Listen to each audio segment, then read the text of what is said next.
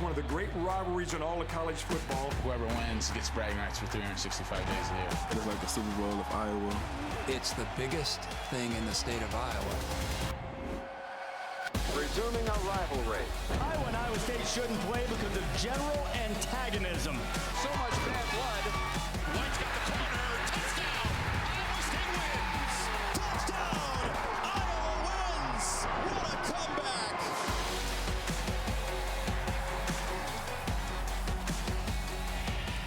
We welcome you to ESPN College Football on ABC, presented by Arby's. And it is the Dr. Pepper Championship Drive game of the week, and the only game this week in college football matching top 10 opponents. It's an in-state battle for supremacy in the state of Iowa, as Iowa State has filled Jack Trice Stadium, and the Iowa Hawkeyes come in riding a 5-game winning streak against their cross-state rivals, Reese Davis and Kirk Herbstreit here. And really, as good as Iowa State has been, this is one of the hurdles that they have to find a way to clear. Yeah, Matt Campbell's done so many great things here in Ames, but he's yet to beat Kirk Ferentz and the Hawks. Yet they're coming off their best year last year in school history. 20 of these starters back this year, including the quarterback Brock Purdy. This team feels that they have what it takes, not just to beat Iowa, but to have a magical year. But you're right, it's got to happen today. That is one of the great young coaches in the game, the great coaches, period. Matt Campbell has built this program at Iowa State. They have commandeered the Hawkeyes black. They're wearing their big game black jerseys as they take the walk into the tunnel to come out here to try to exercise what has been a demon, one of frustration, things that have gone against them in the waning moments and cost them the opportunity to take down Iowa. If they can do that, next step would be contending for a Big 12 championship, which they've already done, played the Big 12 championship game a year ago. We will is the mantra that they follow, and they have. Love this, taking this in before these teams get together. You could feel the intensity of the fans in the student section just when they came out for warm-ups a couple hours ago.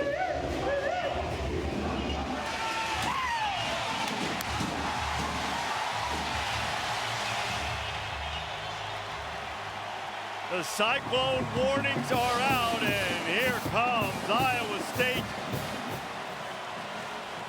Much to the delight of the fans here at Jack Trice Stadium, it is a warm, hot day in Ames, and that is perfect for a rivalry that is red hot and intense. Iowa and Iowa State battle for the Cyhawk when you come back.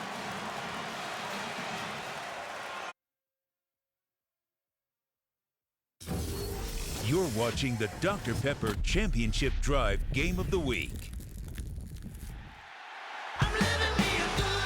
There's a sincere intensity and an energy that comes with this game. We have two teams that are ranked, and it's always been a big game in this state. Out here, it's the Cyclones or the Hawkeyes. I don't think a lot of pleasant things about them.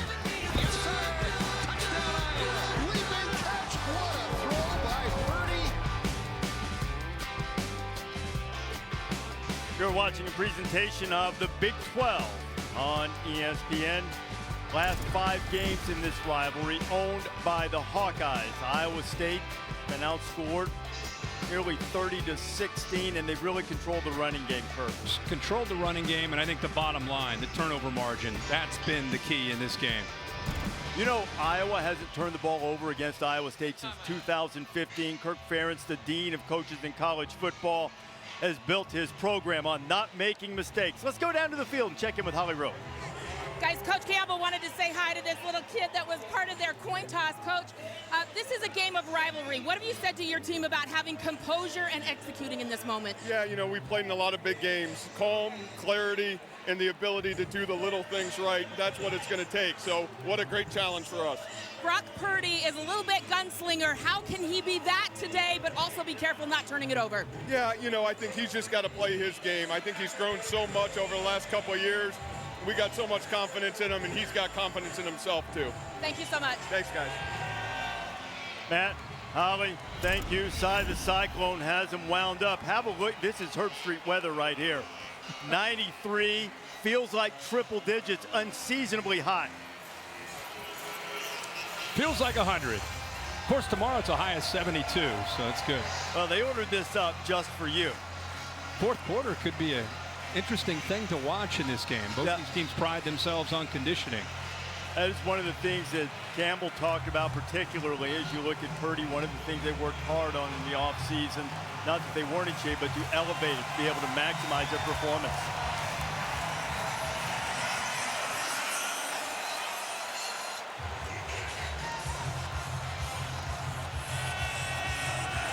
Iowa will get it first. Charlie Jones and Ivory Kelly Martin will be deep. And the transfer from Fordham, Andrew Mevis, who is the longer kicker for Iowa State, handled the long field goals and the kickoffs. He's a senior from Warsaw, Indiana. First time these two have met as ranked opponents, and they're underway.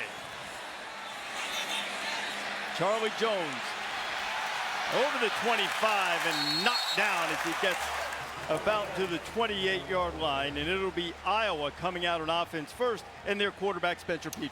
Yeah, you look at his size, 6'5", 233 pounds. Was the quarterback all last year, gained valuable experience, comes in this year as a junior, more seasoned, which could pay off for him in this battle on the road. He's never really tasted this rivalry as a starter. I want to try to settle him in early. Obviously, Iowa wants to run the ball and set up play action. I think today, early down play action pass could be big for the Hawks. Tyler Goodson is a running back, had a 56-yard touchdown against Indiana last week.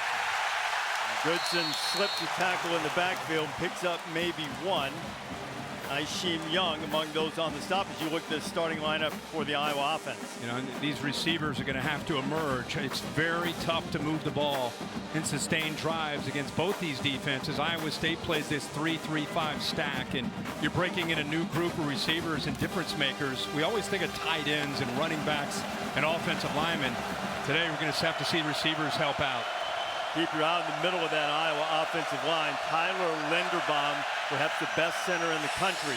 Petras' first throw is complete to Tyrone Tracy. Tracy is about 3 yards short of the first down as you look at that 3-3-5 stack from Iowa State. Yeah, 9 will be a guy to keep an eye on up front. Will McDonald, he was led the Big 12 in sacks with 10.5. This group right here, Mike Rose leads them. He's an All-American 23, but all three of these guys will be all over the field defending the run. And then on the back end, they're tremendous. Tremendous experience. Greg Eisworth has been around. This is his 34th start. And Young, number 1, he'll be very, very active against the run and play action. They need 3.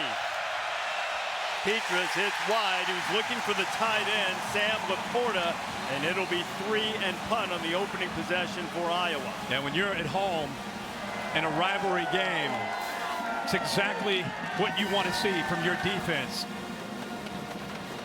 Get the crowd, make them believe that today's going to be a tough day for the opponent and for that quarterback on the other side. So Torrey Taylor, who's on the Ray Guy watch list, he was the Big Ten punter of the year last year, sophomore from Melbourne, Australia. Never seen an American football game until he punted in one last year. And Tariq Milton, the wide receiver, is also the punt returner for the Cyclones. And he did a good job of deking the Iowa punt team, but a beautiful punt from Taylor is down to inside the 10, and the officials will mark it right at the 7-yard line, and that's where the Cyclones will have it for the first time today. And their veteran signal caller, Brock Purdy. Boy, Brock Purdy is an elite quarterback in the country, experienced guy, 35th start today. You can see he's 6'1", 220, but what I love about him is he's just a gamer. He's just a gym rat type of quarterback, can make throws, can create, can use his legs to be able to be involved in the run game. Today it's about not turning the ball over, playing with tremendous poise as the Hawks will be loaded up to stop this run game. Breece Hall, who's the running back, led the nation in rushing with over 1,500 yards. But remember, these two didn't play last year because Iowa played only a Big Ten schedule. So Hall in his career, 1 carry for no yards against Iowa. Here's his second career carry against their arch rival. And he goes positive yardage, but just barely as you have a look at this Iowa State offense. You know, if you're a fan of these teams that can score in 2 plays, 3 plays, you and I did Ole Miss on Monday night. It was like we couldn't get a word in. This is at the other end of the other end as far as extremes of offenses. They're going to take their time. be more methodical. They want to win the line of scrimmage and kind of just work the ball down the field without making mistakes, which again is tough to do against Iowa, who doesn't give up big plays. Purdy protected well, has it batted down. That is big John Wagner, who made his first start last week against Indiana, putting Iowa State to 3rd and long on their opening possession. Yeah, I would say that Phil Parker and this Iowa defense are about as consistent of a brand as you'll see in the country. And one of the more underrated defensive coordinators. He's breaking in 3 new defensive linemen. You saw one of them there in Wagner making that play. Jack Campbell leads a very talented group of backers. And that secondary returns intact, including Riley Moss, who might be the best pro prospect and had a couple of pick sixes. How about that? Against Indiana last week. He's picked off 8 passes in his career and taken 3 of them back to the house. On 3rd down, Purdy lost it over the top. Can't make the connection. He was out there looking for the freshman Jalen Noel, and each team has it. Each team punts after 3 plays. That's deep in the pocket, right hash to the left boundary, a long throw. See, I was going to say, hey, if you can execute that, Brock Purdy, you can make that throw, we'll give it to you. But that is a long throw on 3rd down with pressure in his face. So Charlie Jones of Iowa standing just right at his own 40-yard line, and it'll be Corey Dunn wearing number 0. And get out of there quickly. Corey was in a pretty tight punt formation that he unleashed a good one, driving Parker back to his 35. And Jones works his way up to about the 39-yard line. Couple of excellent punts, a 58-yarder one way, 56-yarder going back the other way. Hawkeyes have it for the 2nd time. Here's a view from the AT&T 5G Skycam, Jack Price Stadium, Ames, Iowa. College game day here this morning. Man, what a great crowd we had for the show to get ready for this. And unreal. These 2 teams meeting for the first time. Kirk is ranked opponents. They're in the top 10. Sort of the salad days of football for Iowa State. Now look at this. This is a Wildcat look. This is something that Kirk Ferentz went to a little bit last year with Brian Ferentz's son, offensive coordinator. That's not necessarily their cup of tea, but they've used it some the last year or so. No, but right away you see these backers. Watch how quick they react. They see Goodson back there, no threat at all of a pass game, and they just lock in. This 3-3-5, this stack. The reason they built this way is to be able to free the backers and the safeties up. They have a lot of speed on the field because they play in the Big 12. They face a lot of spreads, but it's versatile enough to go against the defense or offense like this from Iowa. He's just back at quarterback, and that was ricocheting around all over the place looking for Tyler Goodson. Petras sort of threw a fastball in. Yeah, and Goodson was waiting to clear it. You know, Goodson coming across, he's expecting to get the ball here. Instead, right away, Petras tries to throw it to him there. Goodson's like, whoa, whoa, whoa, wait till I get clear, and through the backers. He was surprised as anybody. Ball hit him in the chest. Well, Mike Rose got a hand or a foot on it. Greg Eisworth almost went right to him. A lot of traffic in there. I was probably lucky they didn't have their first turnover against the Cyclones since 2015. Petras breaks the pocket, closes quickly, and he'll be stopped short of the first down. Jake Hummel, a little bit slow to get up. He was in there to stop it. What's great about this defense is you can blitz the backers, right? But then look back in the back. You still have eyes on the football.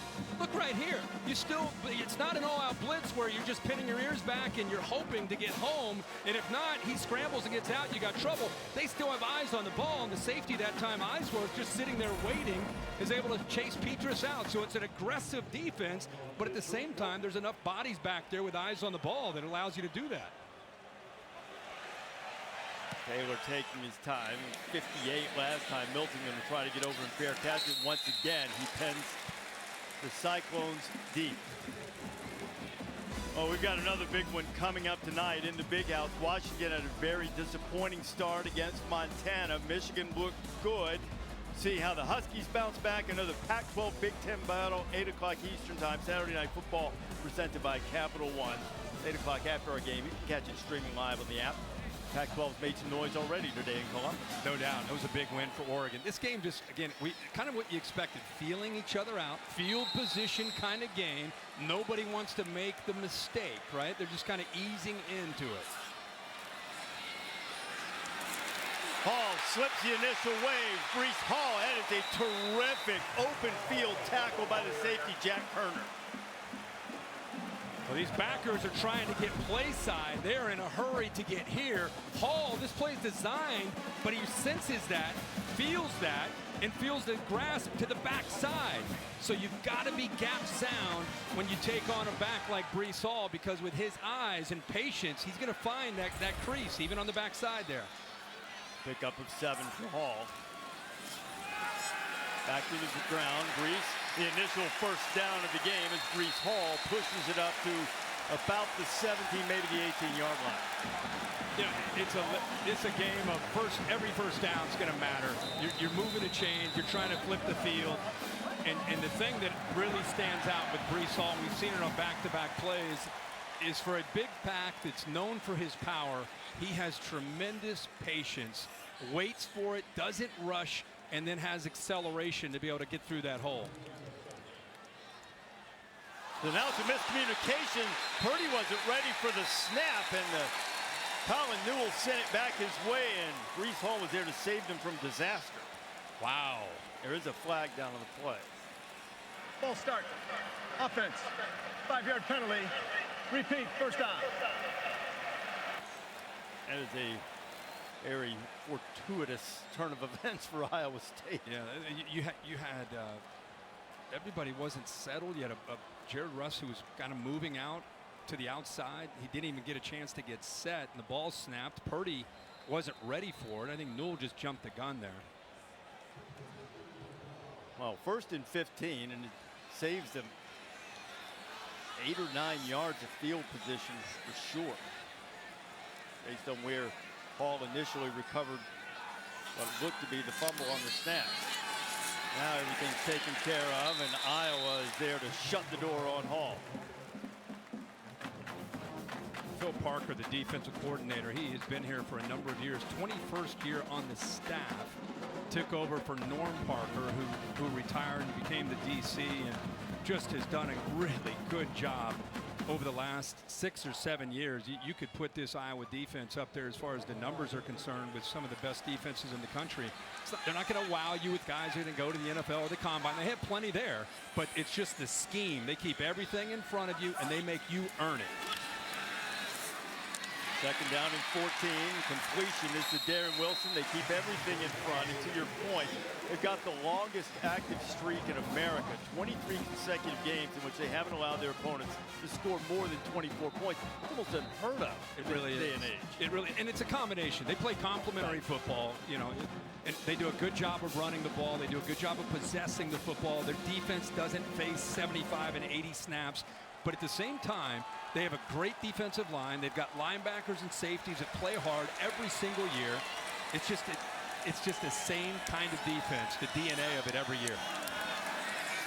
Tyrell Brockton at running back. Purdy buys himself a little bit of time, and the ball is knocked down. John Wagner's had a couple of really big plays in this first quarter here for the Iowa defense. Yeah, the interesting decision here to, you know, usually you're going to rush the front. Watch what he does. He shows rush. Actually, it's right here.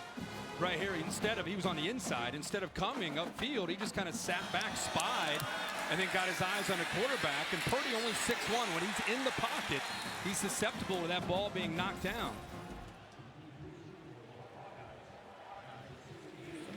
Another punt coming up for Iowa State. They got 1 first down. See if Iowa is able to take advantage of what figures to be pretty good field position. Charlie Jones has a crease. He's into Cyclone territory, and he is sent rear end over tea kettle after that low kind of a hang time of just over 3 seconds, and Jones made him pay for it. And really, the field position battle is moving toward Iowa. We'll see if they can take advantage.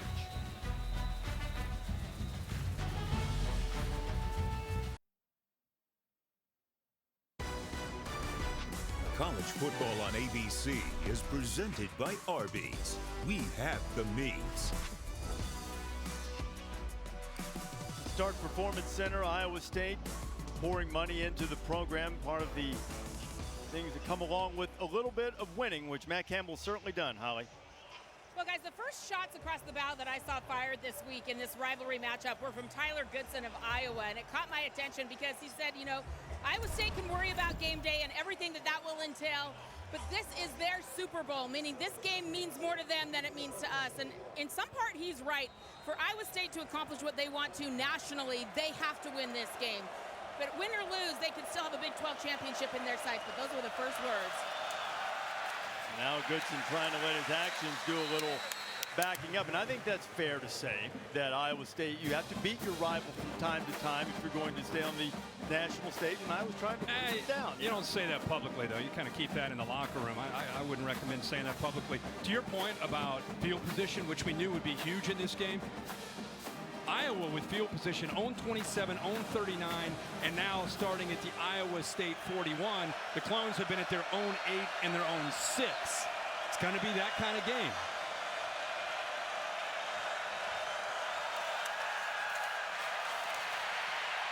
He just underneath, the flag flies in. He threw it to Goodson underneath. This time gave him a little room, took a little off. But now Will McDonald was he back appreciated there applying that. some pressure. Yeah, he did. Give me a chance now. Referee John O'Neill from the Big Ten running the show today. Holding.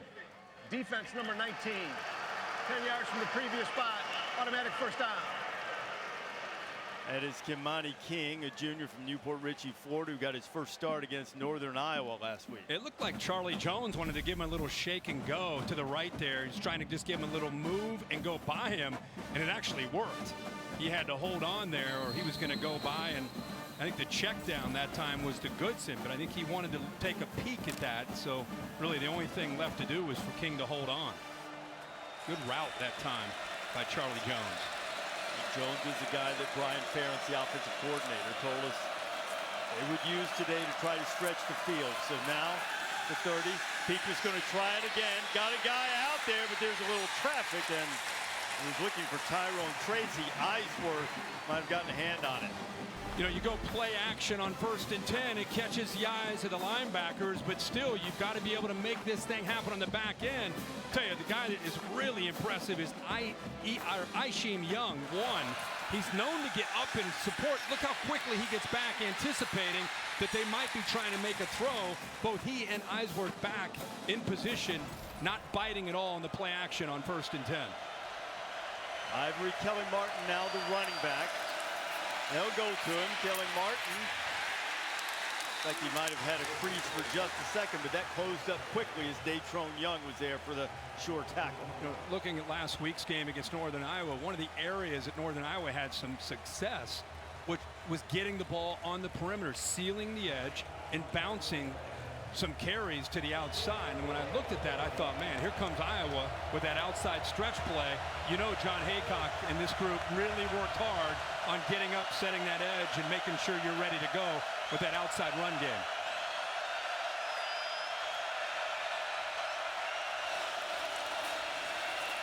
Peaker's in trouble. McDonald's got him, and down he goes.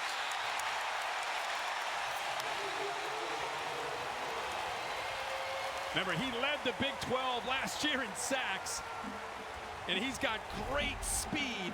If you can rush 3 and get off the edge and work and eventually get around Jack Plum, who's 6'7", 300 pounds, he just does this with speed and get off. That first initial step allowed him to get around the corner, and eventually rushing 3, they get to the quarterback. Well, after the great field position, Caleb Shudak will try to save it with a 50-yard field goal attempt. And there was a little bit of trouble with the snap and the hold, and it is no good, and the Cyclone defense stands tall. Boy, he was lucky to get that ball back down. Took everything he had, and you know, that affects the timing for the kicker when that ball goes up. They never had a chance there. Cyclones make the stop. Iowa State's not an easy place to win, but Matt Campbell's done so. First coach in school history with 4 straight winning seasons. I think trust in college football is one of those areas that it's easy to sit here and say that. It's easy to talk about those things. I think it's really hard to find those things. And, you know, in football, especially at the college level, and trust runs from player to player, player to coach, coach to coach, and really from coach back to the player. And if you can create that, if you can find that value system within a program, then great things can happen. And, you know, I think we've been able to create that and work really hard to try to sustain that. He has a 3-time Big 12 Coach of the Year, and this is just his 6th season. Purdy's through the completion to Russ, got the 9 yards on first down, and now they pick up a first down on the ground going back to Breece Hall. You sit around and speak with Matt Campbell, you can see how he can recruit. He finds people that fit his program. He's got continuity on his coaching staff.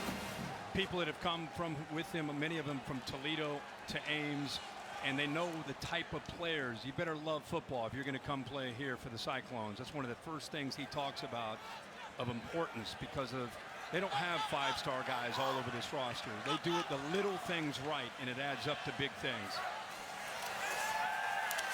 And Brock Purdy finally with a little room to operate. And Breece Hall catches it. He's knocked down immediately by Justin Jacobs. Now, Matt Campbell is on that short list of the big-time athletic directors keeping the drawer all the time.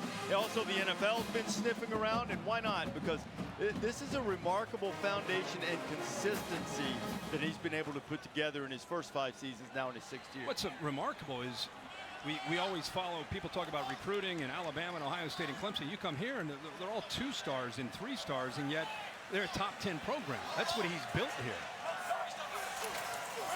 On 2nd down and 8, direct snap. This is to Jairo Brock. Brock's got a first down, and they're moving into Hawkeye territory. A really good job of blocking here and just giving him a chance to get to the outside. Look at Brock. Nobody really there to set the edge. They get to the outside. Van Valkenburg, they're just not able to get outside. See 97, a couple good blocks there. 11, Allen doing a nice job. You get them to that 2nd level. All of a sudden, Iowa State putting together a nice drive here. And you mentioned they're not starting at their own 6 or 8 yard line. They start at their own 32. Now at the Hawkeye 35. Here's Purdy. Purdy complete to Xavier Hutchinson, and Hutchinson slips down the left sideline. The whip on the tackle from Riley Moss. That's a rarity. The Cyclones move the chains again. Well, they got a little rhythm going right now, and he felt the corner sitting back, and he just got underneath that. And you said, not only makes the catch, but stays in bounds and picks up that first down. It was a 1st and 10 throw. We've been seeing a lot of runs for both teams on 1st and 10, and time soft coverage, he's able to get that throw out there quick.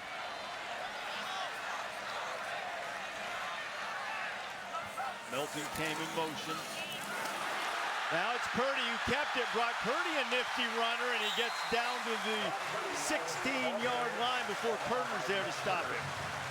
And you just start to forget about him, right? You get so caught up in what Breece Hall can do, what Brock can do. Watch the defense. They start to run with Breece Hall. It's exactly what you want, and Tom Manning, sensing that as a play caller, he and Matt Campbell say this is the time to just sprinkle in. Just remind them that Purdy's capable of running the ball, especially down in this red zone area. We saw a good bit of that when Brock took over this job as a freshman. Now they sprinkle it in, using it to keep defenses honest, and it's a good pickup of 8 on first down. Now they'll go back to Hall, and he's got another first down, and the Cyclones do have a rhythm going against this tough Iowa D. And I just love his patience. Love how he waits. He knows that he's got a couple linemen coming around. Watch the linemen.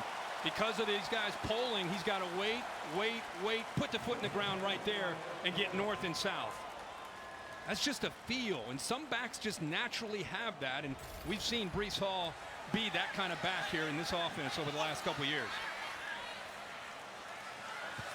Now first down from the 11 for Purdy.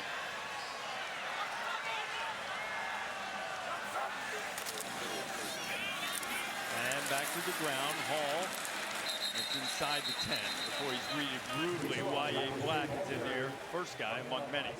The other thing we're seeing on this drive is the offensive line asserting themselves, a combination of play calling with the offensive line, doing a very good job of getting a surge and giving Breece Hall room to work.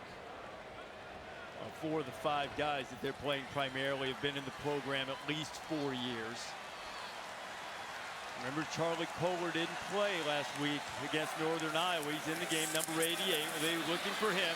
Purdy spins around and now is going to chuck it away. Joe Skates was close, but that's an example of Brock living to play another day.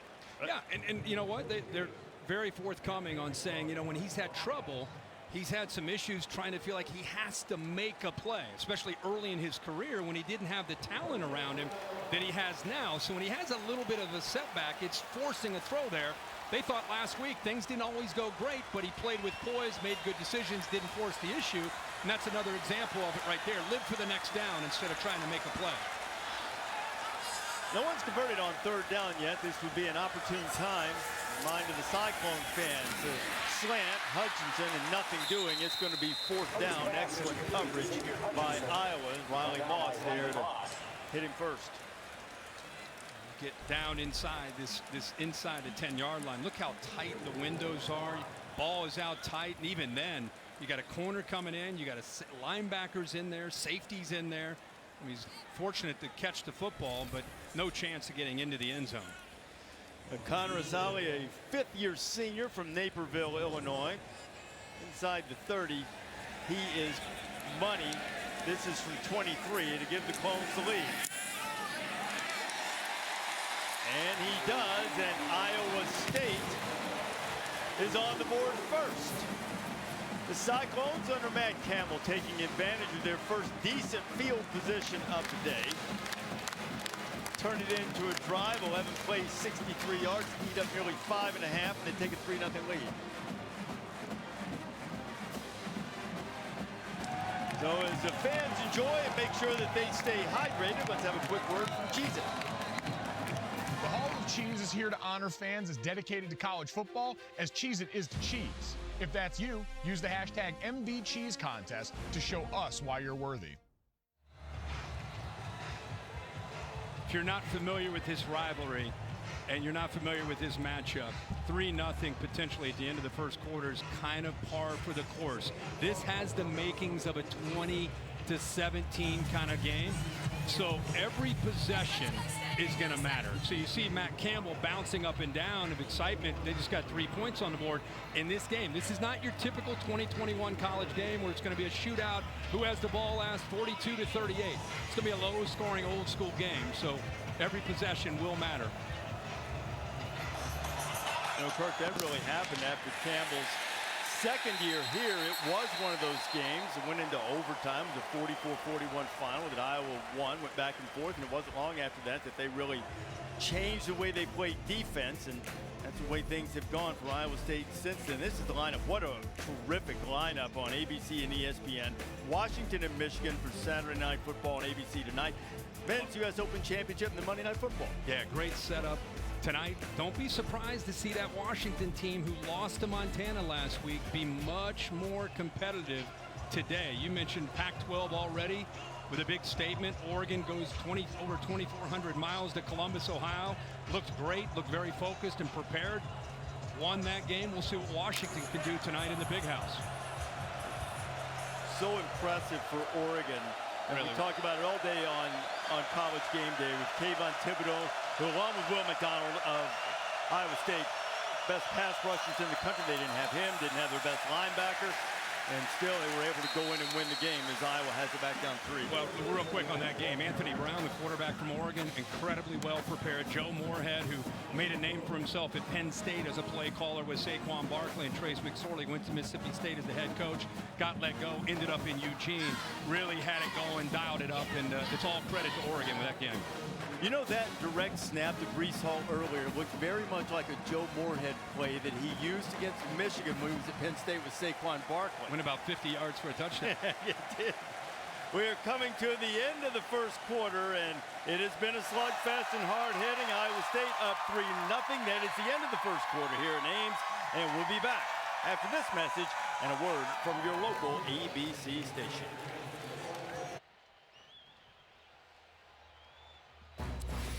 Welcome back to ESPN College Football on ABC, presented by Arby's. That's a good idea with the 90-plus degree weather. Duck your head right in that water. Cool off a little bit. Unseasonably warm day for this red-hot rivalry as we start the second quarter here at Jack Trice Stadium in Ames. Reese Davis, Kirk Herbstreit, and Holly Rowe. Iowa has it down by 3 on a 2nd and 7.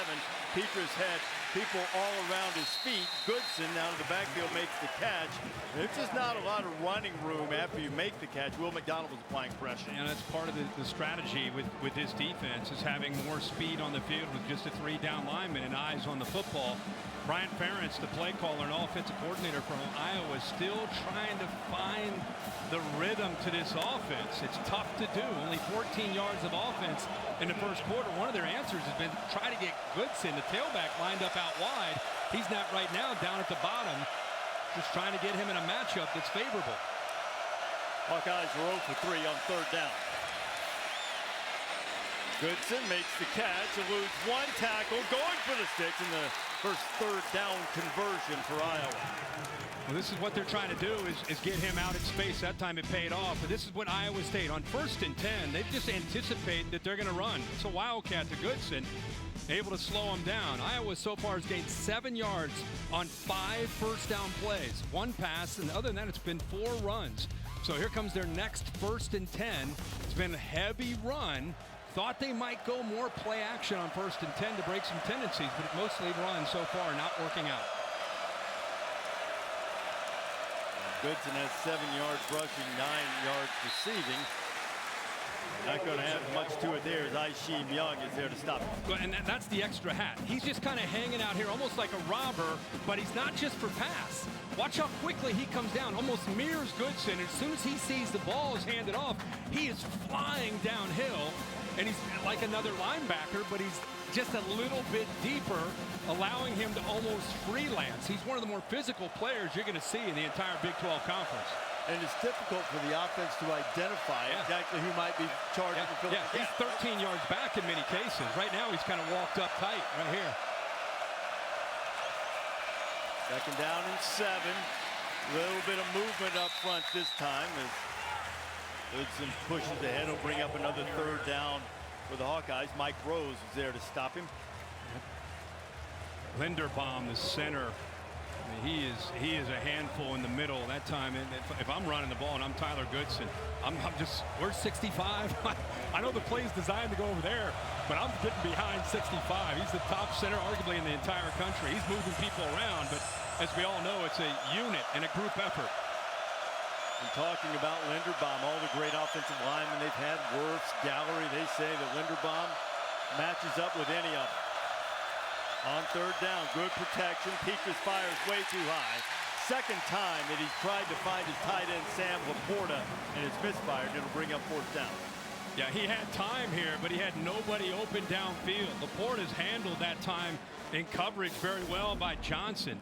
Watch him, how he works here, gets to the outside, but that's the route. That's the only man. I mean, other than you have 21, Kelly Martin, but that's pretty good coverage, and you could almost see Petrus waiting,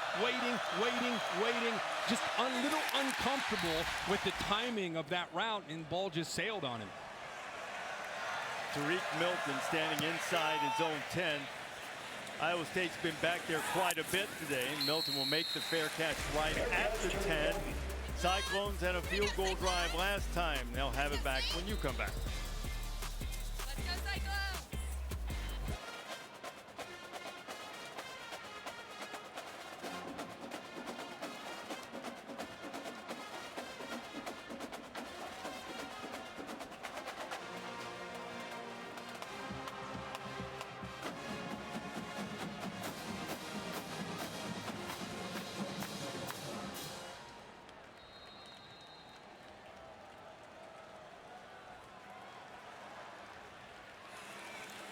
You know what? Keeping on a short week for Notre Dame after the emotional Florida State finish. Toledo's a good team, a veteran team. Purdy's going up top. Going to take a big one, and it's going to be picked off by Matt Hankins, who played the ball in the air beautifully. Boy, Hankins does a great job. A veteran, one of the leaders of this defense. 30th start tonight. This ball, to me, is thrown late. Hutchison can go. He's got great speed, gets away with a little pull on the jersey, but you can see how late the football is. That's not underthrown. He just got it out. He had too many hitches, and he let the ball go late, allowed Hankins, who was in great position, to go up and make a play on the ball. A veteran secondary. Hankins is in his 5th full year of eligibility. He was an honorable mention All Big Ten player last year. Last week it was Moss making the plays. Today in the early going it's Hankins, and now Iowa has excellent field position at the 49 of Iowa State. Do they take a shot after the turnover? Underneath, Petrus complete to Jackson Ritter. See, that's what we're looking for right there. I think that's what you've got to mix in a little bit more, because on 1st and 10, you've got some softer coverage. It's a little bit easier on the offensive line to give him enough time. And that time you can see when Petrus throws in rhythm, back, hitch, throws with confidence, ball's on a line, puts it out there where he can make a play on the football and pick up a first down. Came up just a yard short. They marked him out a little bit, but now, but still, I mean, that's a big pickup on first down. Now it opens up a variety of options. Iowa instead will keep it on the ground with Goodson and pick up the first down. You know, we just did a package on 1st and 10 and how they had 5 first downs, 4 of them were run for like 7 yards, and you don't have to do it every 1st and 10. And Brian Ferentz, I think he's confident in his quarterback, Spencer Petras, to just sprinkle that in, make this defense have to be aware of it. Then you can go back to your bread and butter. Then you can find those running lanes. It makes it a little bit easier on Tyler Goodson and that offensive line on 1st and 10.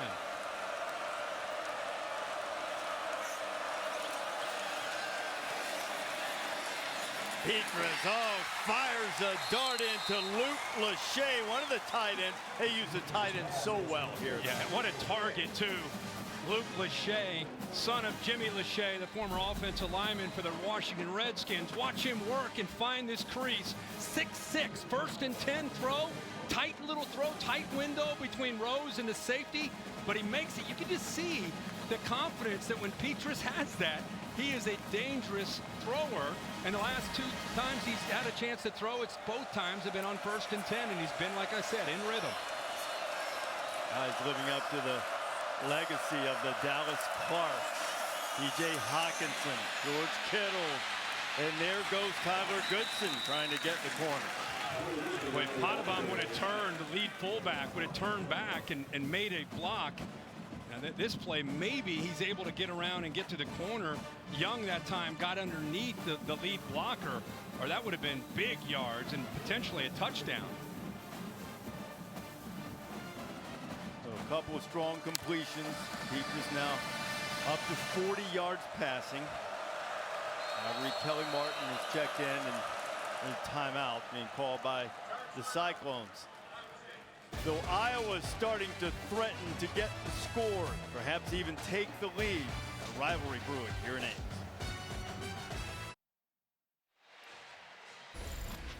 This week, college football coming together to honor teachers. The College Football Playoff Foundation and ESPN giving a $1,000 Donors Choose gift card to Dee Egdorf, an Iowa State communications professor who had quite an impact on Eni Uwazurike. I came into Iowa State as an open option.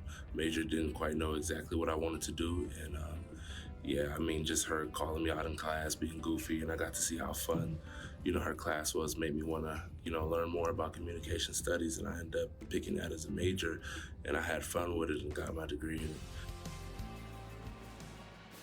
Uwazurike, starting defensive tackle for Iowa State, nominated Dee Egdorf. You can learn more about Extra Yard for Teachers. Follow at CFP Extra Yard on social media. And he's not in there right now, as Iowa's threatening in the red zone. Ivory Kelly Martin. He's going to be about a yard, maybe 2 short of the first down. hard hitting going on in the trenches for both of these teams with these offensive line and defensive line, linebackers, safeties coming down, backs are running hard. It's just a throwback of a game, man. I love this. This is where you just, I know today they were really small shoulder pads. You might want to recommend for this game go up maybe a size or two for this game. Tight ends out there. Linebackers close to the line of scrimmage. Potterbaum's out there. Goodson has it on the corner, and he's inside the 10, and he's got the first down. Isheem Young stopped him, but it'll be 1st and goal for the Hawkeyes. You know, you saw Petrus get under center quickly, and right away you have an idea that something's up over here. You got 2 tight ends. Yep, there they go. Get the ball to Goodson, who's dangerous in space, and let Laporta and Lachey, the 2 big tight ends, lead the way around the left side, and they pick up that first down. So Iowa, who botched a 50-yard field goal attempt, and really their only scoring threat now, with a 1st and goal at the Iowa State 9. Give it on the inside to Potterbaum, often used as a blocker. He got a neck roll in there. I mean, wait a second. We're handing the ball off to neck roll inside the 10-yard line in 2021. I love this. Leading with Laporta. That's like an old isolation play. And then they hand it off to the big fella, Laporta, who's used to just being out there blocking. Shows that he can be a short yardage back. It's been a good drive for Iowa. Picked up 3 first downs, exceeding their total for the game so far. More customary role for Potterbaum now. Lead blocker. And there goes Tyler Goodson, and he's into the end zone for a touchdown.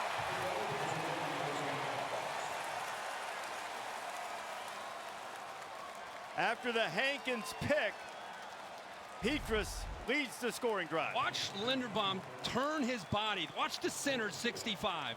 Work to the right and then turn his body. The entire offensive line just trying to create just a little bit of a seam. Here's the progressive pylon cam. Goodson gets across that goal line before his knee touches, and that is a touchdown for Iowa. 8 plays, 49 yards after the interception, and Iowa cashes it in. This has been a theme in this 5-game winning streak. Iowa State makes a mistake, and the Hawkeyes make them pay. Finishing the deal, Tyler Goodson, Iowa up 7-3.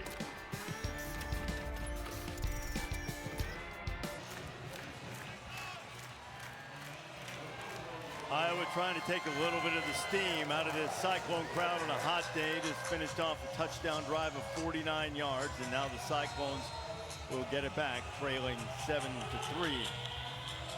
Caleb Shudak to do the kicking for Iowa. And deep to receive, Xavier Hutchinson. Tyrell Brock is also deep. And that will come out to the 25 on a touchback as we welcome in the Bear, Chris Felica. Big fella. What's going on? We got today's Aflac trivia question, and we're going to test your NFL draft and college knowledge.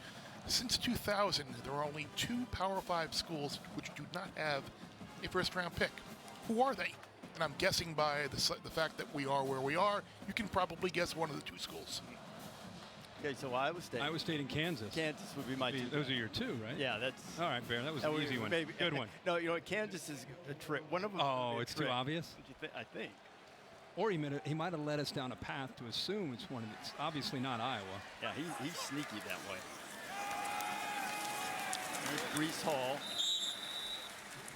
Using that vision to pick up about 3. Zach Van Valkenburg gets him. He reminds me of somebody, just thinking, I think it's Kerryon Johnson at Auburn. Mm-hmm. That kind of herky-jerky, patient, just waits, and then kind of bounces through the hole, but with physicality because of his size.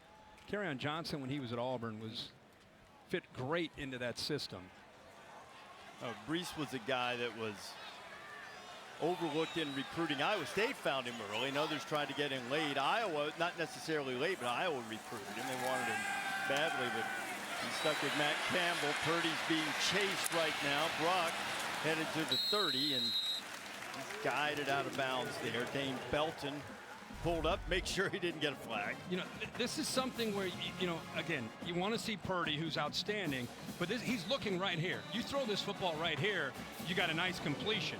And instead, he bails out. He gets away from it, and now you're in a tough position. Now it's third down. But if he locks in there, his big tight end, by the way, it's 6'7", is a nice target and an easy throw for a first down.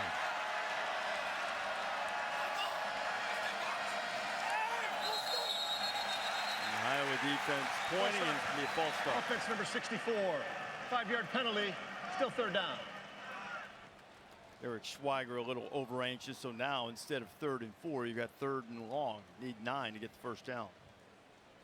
Between these two coaching staffs, when we were talking to them on our Zooms getting ready for this game, both of them, I don't know how many times they both said turnover, protect the ball, win the turnover margin. We got to win the turnover. We got to win the turnover. It's going to be one of those kind of games. And sure enough, Iowa's 7 points off the turnover. And Iowa has yet to be penalized. Iowa State flagged 3 times. There's Purdy firing it down the middle. And he's got the tight end, Charlie Kohler. Big Charlie, the most catches and touchdown catches by tight end in Cyclone history. Yeah, 6'6" on this little matchup to the outside against a very talented Dane Belton, but undersized. Gets good separation at the top of the route. Easy throw for Purdy. Brees Hall finds his way to pick up 3 or 4. So we check in with Holly. Well, guys, talking with the coaches, they said 2 of the guys that have changed their body the most on this team is Mike Rose and Brees Hall, that they have completely changed their makeup. I talked with strength and conditioning coach Dave Andrews, and he said we wanted him to have less cargo, more horsepower that he can then translate into speed, and you're seeing that. A leaner, stronger, faster Brees Hall by doing all the little things off the field to make sure his body is primed for this game. Here's Purdy on 2nd and 7. And Brock will toss it away. Seth Benson is applying a little pressure. Yeah, but last year, 9 100-yard games, over 1,500 yards, 21 touchdowns. I mean, he is probably one of the best backs on a national level you don't hear enough about. In the Big 12 region, of course, they know all about him. But what Holly is mentioning, I love the fact that he's had so much success, but there's a willingness there to just kind of keep raising the bar. He wants to do the little things. This program is really all about that. Whether it's nutrition, weightlifting, sleep, you got to buy into the whole package, and he's an example. Competitive character, the Campbell called it. How badly do you want to be great? And a good throw from Purdy, and the usually sure-handed Kohler couldn't pull it in. It'll be 4th down. Wow, that is a heck of a ball, perfectly placed. And look at 6'6" goes up. Has a chance, but the fact that you got a defender that did not give up on that play is the difference there. Justin Jacobs, good job. That looked like a completion. I think we all up here thinking first down, but 5 got his hand in there and knocked it away. Kohler didn't play last week. We've seen him make that play over the years. The one that he would like to have back, but instead it'll be Iowa State punting it away. Iowa saying, get out of there. That ricocheted off somebody, but that was off the Cyclone, so we won't have a change of possession there. And Iowa will have it back. Last time they had it, they took it down for a touchdown.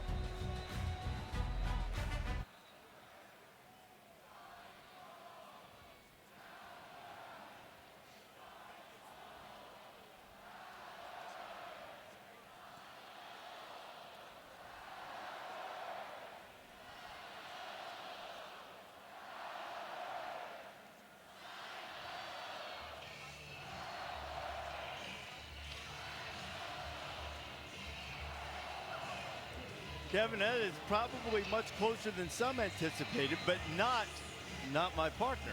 I thought Toledo had a chance today. Sometimes you mess around with those good MAC teams, you got a game on your hands. You still have a game. You still got a chance. Mayer's a couple of touchdowns today. Peakus now in trouble. Gets away from one, but not the first one. Well, you're seeing Brian Ferentz make some adjustments. One of them is just getting the ball out. You just saw it again. These are 1st and 10 throws. something we did not see in the first quarter at all. And this last drive, Lachey with a nice catch, and then see the big fullback. And then eventually they score with Goodson, but all of that really set up by early down play action pass and just throwing the football and taking some of the pressure off of that offensive line. They tried it again here to start this series, but this time it backfires on the sack. Zach Peterson getting the sack. McDonald was there to finish it. It's the second sack of the first half. Ivory Kelly Martin has the short catch and picks up about 3. Kimani King on the stop. One of the great things about John Haycock's defense isn't just the 3-3-5 stack that we always talk about and all these defensive coordinators around the country come to Ames to learn about. I think it's the way they fly to the football. You know, they play a lot of zone, which means their eyes are on the football, and then they fly, never taking plays off. He demands it, and they follow orders. He told us yesterday that it looks complex to some, but it allows their players to go fast and go hard. We've seen a lot of that in the first half. Third down now for Peaches. He took it right in the mouth when he threw it, and then Laporta caught it. How about Peaches getting hit in the mustache by Hummel and still delivering the strike? But you see Rose right here is going to clear out, and then you see Laporta kind of find the crease in that defense. Right there, nice throw, gets it out early, and Reese, you made a great point. You love to see this from quarterbacks, a willingness to throw it, know they're going to get hit, and he got hit as he released the football, and they pick up a big first down on 3rd and long. They're now 3 of 7 on 3rd down, and Peaches starting to warm up. Might be warming up. He's also going down, although that was a tremendous effort to keep that from being a negative play. At least picked up 1. Uwazurike going up against an All-American center in Linderbaum there, just kind of looking into the backfield and trying to force Peaches to make a decision to go one way or another. Peaches doesn't have great lateral quick, so once he makes up his mind, he's going that direction. So he's able to at least avoid loss of yards, and he's picked up a few positive yards from where he potentially could have gone down.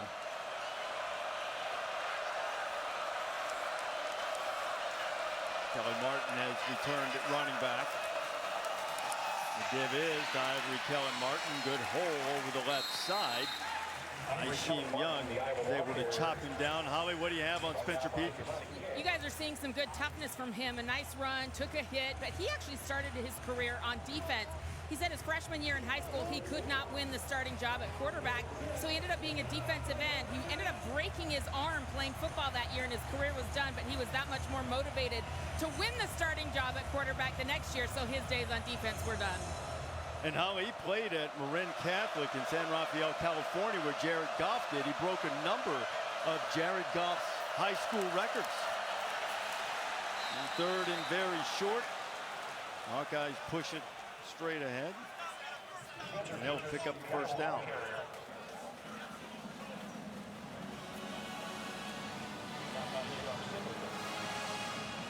Clock will start winding toward the 2-minute mark here in the first half.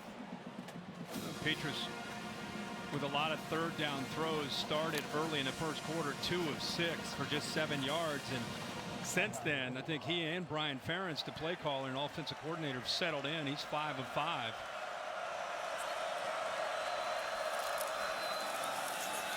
Kelly Martin, good cut, gets it into field goal range, but the football comes out. Mad scramble for it. Who comes up with it? And there it is. The first turnover for the Hawkeyes against the Cyclones since 2015.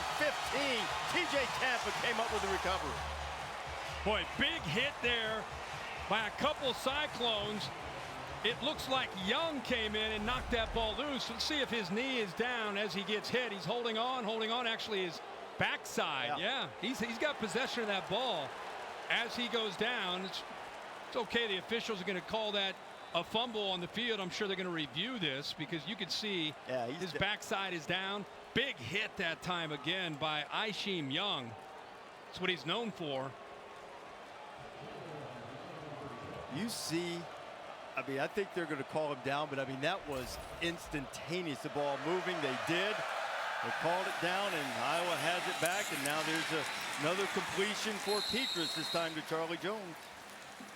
Yeah, the passing game is becoming the difference right now for Petrus, throwing on his terms. Instead of waiting till 3rd down and long and making it tough, they're throwing when it's 2nd and short and 1st and 10. Easier on the pass protection, easier on the quarterback and the timing with the receivers. So 1:15 remaining here in the first half. Iowa threatening to get more as we check in with Kevin Nagandi.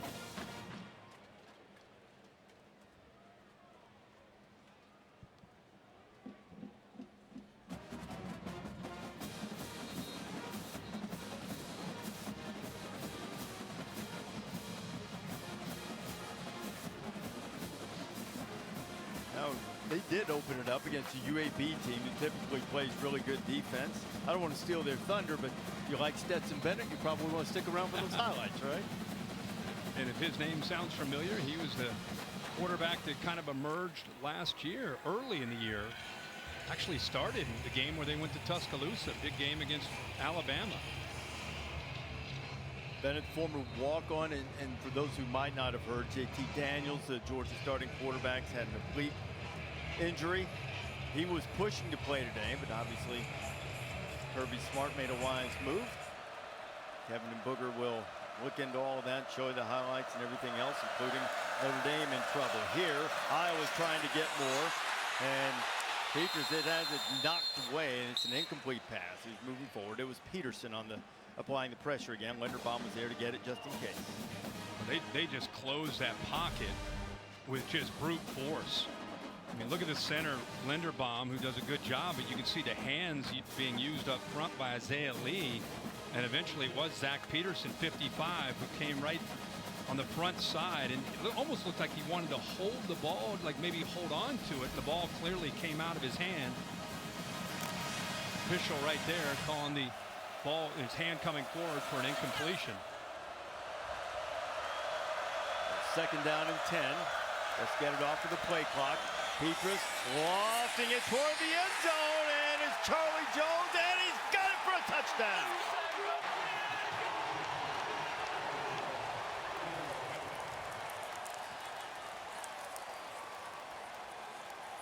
Well, if you're an Iowa fan, you've been kind of wondering who's going to emerge as our go-to wide receiver, and right before our eyes, we're starting to see the leading candidate, 16, Charlie Jones. Safety goes with the tight end, Lachey, opens up a very tight throw there. Got to go over top with a safety, Young, but a great throw thrown on time on the post there by Petrus to, again, the emerging star, Charlie Jones. How about Petrus in his first hostile environment? Recall last year the Big Ten played only conference games.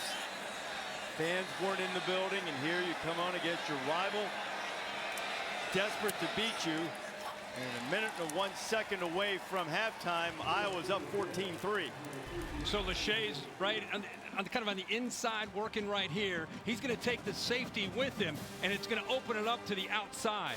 All he has to do is be concerned about Young in the middle, number 1, right here. And because he got it out early enough, he goes over top of him. And how about the focus and concentration? A great ball by Petrus.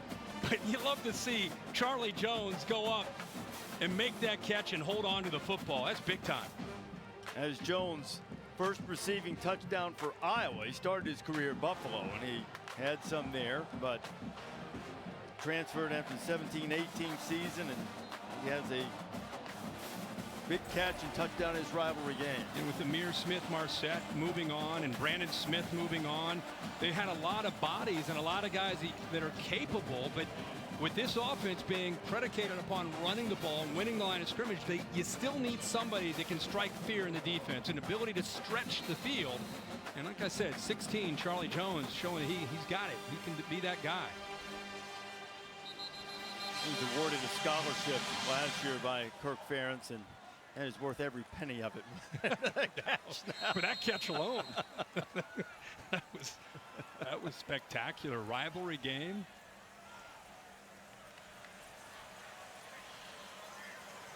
The senior from Deerfield, Illinois, has his moment, but now the Cyclones are going to have to see if they can answer. And now, Bear, we have to answer the Aflac trivia question. Well, you obviously forgot the answer with earlier with the Athletic Trivia question that Aqib Talib was a first-round pick from Kansas. Okay. But the two schools are Iowa State and Indiana. Indiana's last first-round pick, Thomas Lewis in 1994, and Iowa State has had one. Georgia Munson in 1973, and Brees Hall, by the way, is Mel Kiper Jr.'s #1 draft-eligible running back. Interesting. You're going all the way back to 1994, Thomas Lewis. Wow. I think Bear believes Brees Hall may go in the first round. Figured he better get that trivia question in before Iowa State gets knocked off that list. Now with a minute to play here in the first half. See if Iowa State can get a little something going. There is Brees Hall. Catches the pass from Purdy. Gets that close to the 30. You go back to Iowa's defense, whether it's 2-minute or it's just regular situation. Keep everything in front. Rally to the football. Don't give up explosives. Makes it really tough to move the ball on them, even in these kind of situations. Purdy getting heat. Escape. Hall has it. First down and more. He gets up close to the 45. Clock will stop to move the chain. And what it does is force you to have to check down or throw the ball underneath, and then you rely on a Brees Hall to make people miss, and he was able to pick up a good chunk of yards there. They still are holding on to those timeouts. Under half minute to go. Quick completion to Chase Allen. He gets out of bounds. You know, if you're Matt Campbell, you're thinking, okay, we deferred, won the toss, deferred, get the ball to start the second half. 14-3, 23 seconds. Got a quarterback who's making his 35th career start. We got to get points here. You know, we got to be able to at least give ourselves a chance to get 3 points on the board. If you're wondering, at the field goal target line just inside the 40. Transfer from Fordham, Andrew Mevis was knocking him in from about 57 in warm-ups. So it'll be right on that 39 to 40 yard line range. Here's Purdy. Got a lot of protection, and he's got a strike in there to Darren Wilson. Wilson inside the 10 and trying to get to the pylon, and he's knocked out of bounds just short. And with 12 seconds left, Iowa State has a chance to answer with a touchdown. How about the protection here? They do a good job of giving him the time that he needs. You know, he's looking, waiting. I actually thought he might look here, but instead he makes the tougher throw across the middle of the field over the linebacker, Jack Campbell. Great job by the offensive line. That took forever for that play to develop until Wilson held on to that for the huge yards, and now forget just a field goal, Reese. They're thinking touchdown. Absolutely. So you got 12 seconds here on 1st and goal, and you have to use a timeout. Yeah, the play clock was getting on them, but still should be okay because you're going to want to throw to the end zone anyway. Here, you have a chance. You have a chance to probably get it in there. Make at least 2 throws to the end zone. Yeah. And if things go quickly enough. Really quickly enough, maybe you get 3 and still have a chance for the field goal unit, but maybe that won't be an issue. I think this is a really aggressive and good, obviously good answer, but an aggressive one for Iowa State after that great drive from the Hawkeyes. It really was. I mean, you knew that they were going to, at the very least, fight to try to be able to get in field goal range. They hit the bonus there. I mean, being able to have the time to make that throw was crucial. And then once Wilson makes the catch, he's able to extend it and get big yards, trying to think about, again, get a touchdown here. 4-yard line, couple throws, still have a timeout. Who would you look for? I mean, Brees Hall is always a good option. With that timeout, you don't necessarily have to just take shots. If you're out of timeouts, it would be the case, but you can still work Brees Hall here. That is what they do. Hall pushing. Did he get it? He did. Touchdown, Iowa State.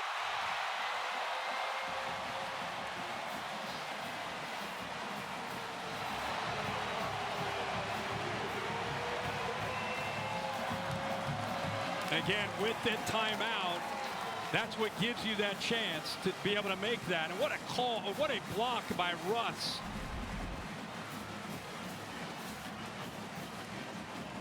Hall stretching in. Yeah, he got it. Yeah, he got in there. He got it.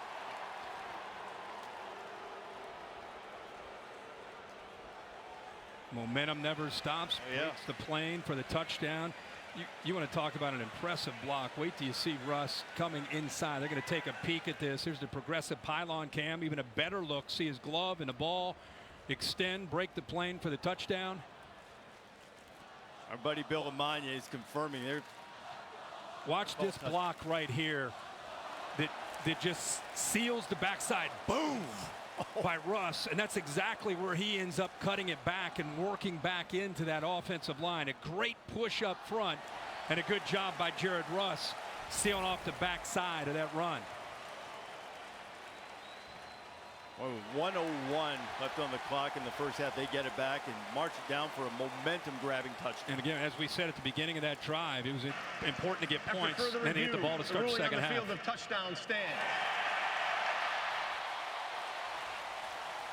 I would say confirmed, but tomato. 6 points nonetheless. Now the extra point awaits. 14th consecutive game for Breece Hall, scoring a rushing touchdown. Been held to 37 yards in the first half, under 4 yards to carry, but that was a tough run as Andrew Mevis comes on for the extra point.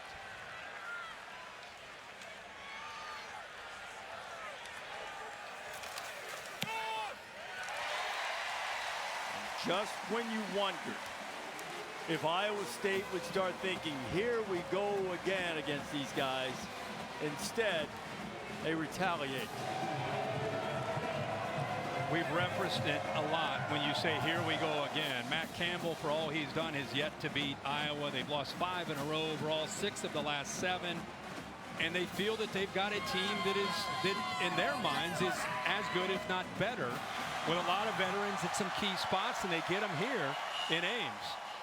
So you just thinking, if you're an Iowa State fan, this is the year we're going to get over the hump and beat Iowa and have a magical year. And that was a significant scoring drive to give them the belief and confidence going in at halftime.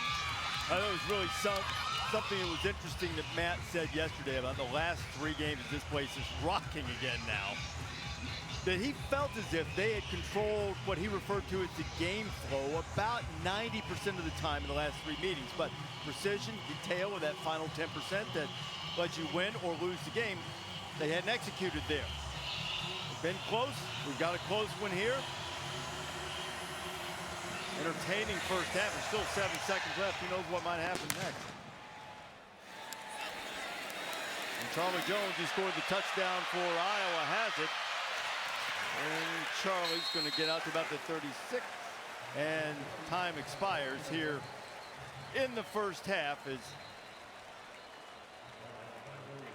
Purdy led a terrific drive. And Kirk, you made that excellent point earlier. Not only get the touchdown, Cyclones are going to get it to start the second half. And here's Holly Rowe with Kirk Ferentz. Well, Coach, your passing game picked up some rhythm after you started passing on early downs. How did that change help you? Yeah, they're making it tough for us to run right now and being really aggressive. Yeah, so we just switched a little bit, that's all. Turnovers. How does your defense keep coming up with them? 4 now in your first 2 games. I don't know, but I hope they have a couple more left. We could use a couple more. Thanks, Coach. Thanks, Coach. So, Ferentz, I know maybe they didn't finish the first half the way they'd like. You go on the road against this team, your rival, and you have a lead on that guy.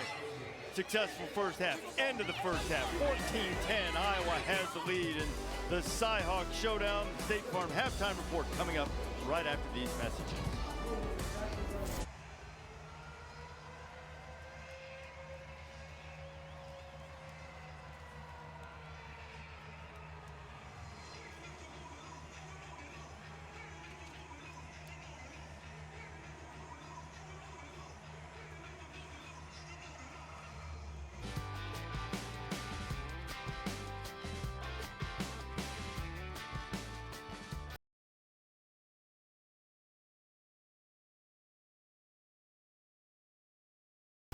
Welcome back to the Dr. Pepper Championship Drive Game of the Week.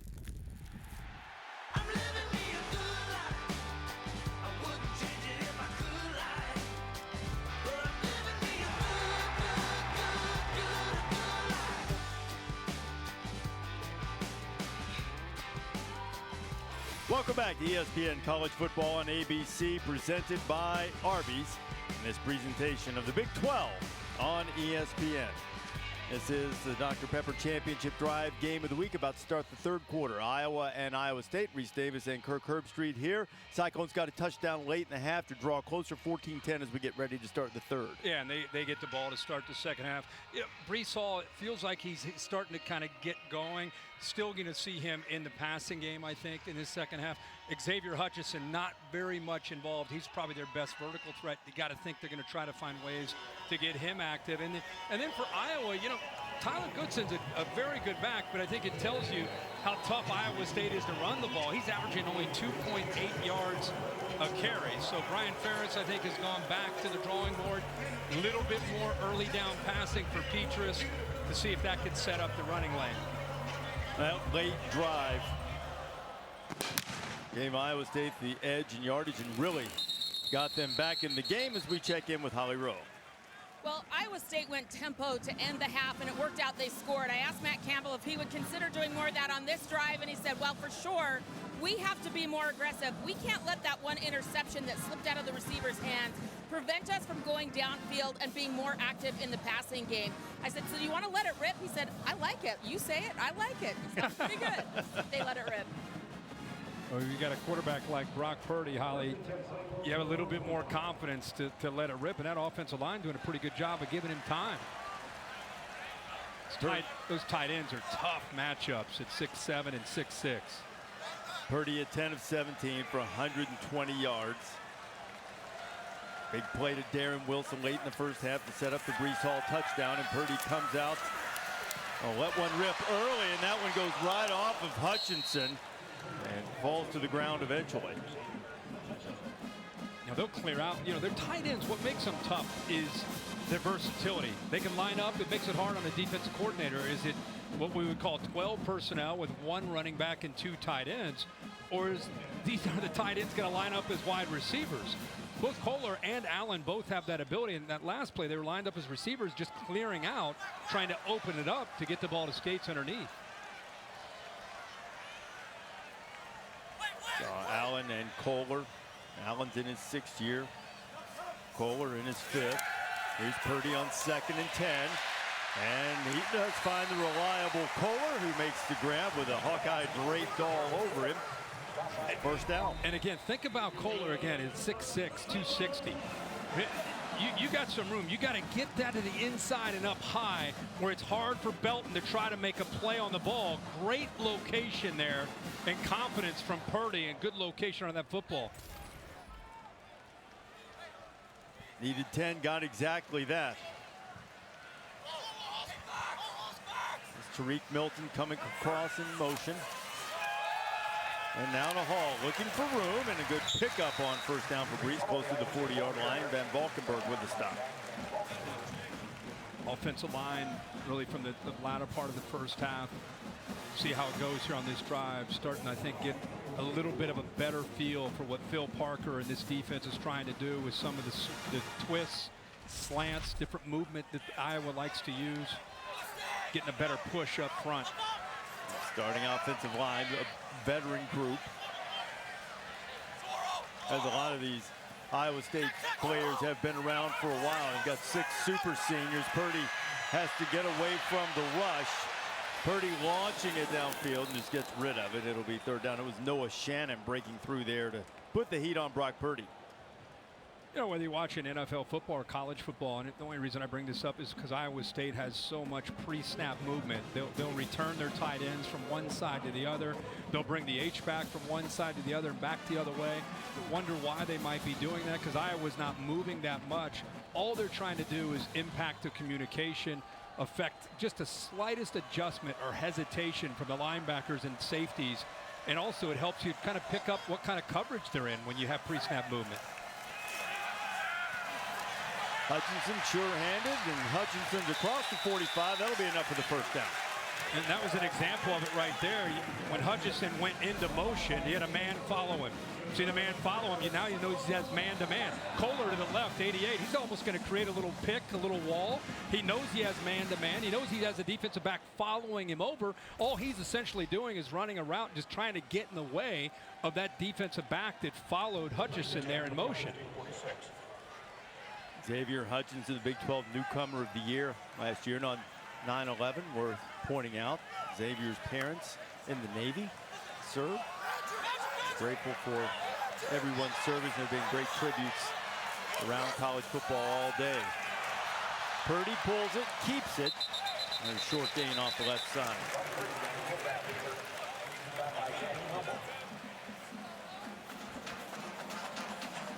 You know, kind of starting on College Game Day this morning, just a day to reflect, you know, with it being the 20th anniversary of 9/11. Gene Wojciechowski had a tremendous feature showing all the college football coaches and some of their messages to their teams and players about this week and this day and how important it is to remember those who have fallen. A great tribute here this morning there too. There's a receiver out there. Purdy was throwing deep. It was Joe Skates, and Matt Hankins, who had an interception in the first half, was right there with him.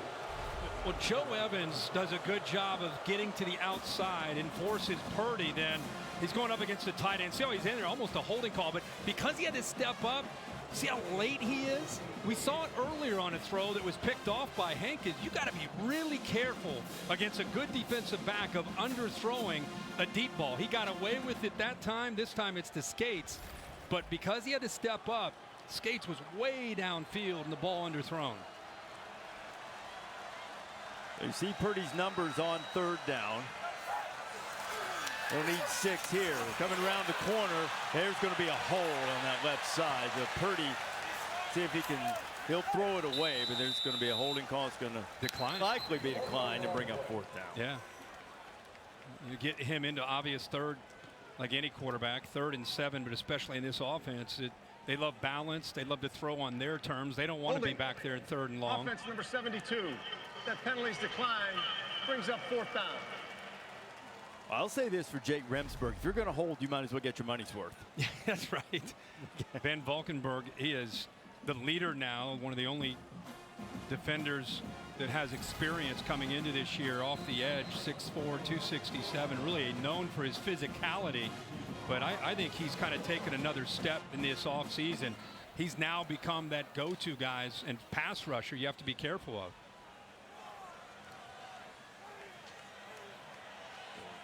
Charlie Jones is standing at his 10-yard line. Dunn sends it that way. Jones will make the fair catch at the 10, and Iowa will have it for the first time in the second half here at Ames.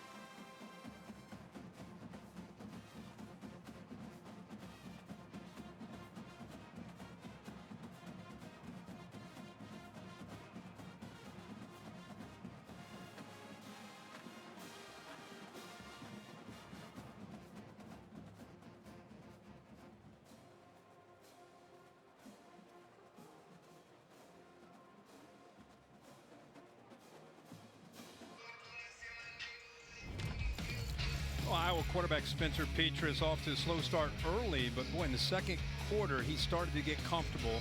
Brian Ferentz got more aggressive. And what we saw is a variety of attributes. The toughness to sit in there and make that throw. That led eventually to the nice touch and a touchdown pass to Charlie Jones over the top of the safety, that time Young. And Petras having some confidence towards the end of the first half. Let's see how he picks up now to start this second half. Well, he's the life of the party around his Hawkeye teammates. He was the life of the offense. There's some excellent play late in the first half. Nothing doing at all for Goodson. It'll be second down 10. Started 2 out of 6, just 7 yards, Herbie, but after that, it's razor sharp. Yeah, again, you have to keep everything in perspective. You know, in this day and age, you look at these passing yards, and for some people, that's a series or two. I mean, Matt Corral at Ole Miss, he's like, yeah, that's a good start. That's a good opening possession.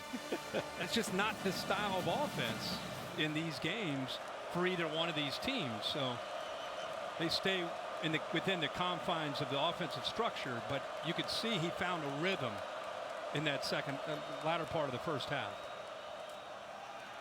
Goodson got nothing on his first carry. He's going to lose about 5 on his second. Will McDonald, Zach Peterson both back there first. Well, the defense is flowing this way, but watch 9 do a really good job of fighting through this outside stretch play. Just never gives up on it. And actually, instead of just holding the point, he kept fighting, keeping that outside shoulder free, kept his balance, got upfield, and actually made the tackle for a loss. That was a great play. Known for his pass rushing ability, but there showing you what he can do against the run. And 3rd and 14, Iowa State fans trying to make it hard on the Iowa quarterback. Petrus from his own end zone fires it in the middle, but it comes free. He was looking for Laporta. And I mean, look, he can turn that thing loose. And Laporta had his hands on it and couldn't haul it in. Yeah, Laporta's out here. He's going to just work to the middle, try to just find a soft spot between the linebackers, and he actually does. They're on the same page. Ball just a little high. And as you said, that had some smoke on it. I thought he had a hold of that football before he gets hit. Ball came out. The ball placement, and look, with all the traffic around, ball needs to be caught. That is something that they've talked about with Petrus, making it as easy as possible on his receivers. So Milton comes in. Now the question is, did it touch him?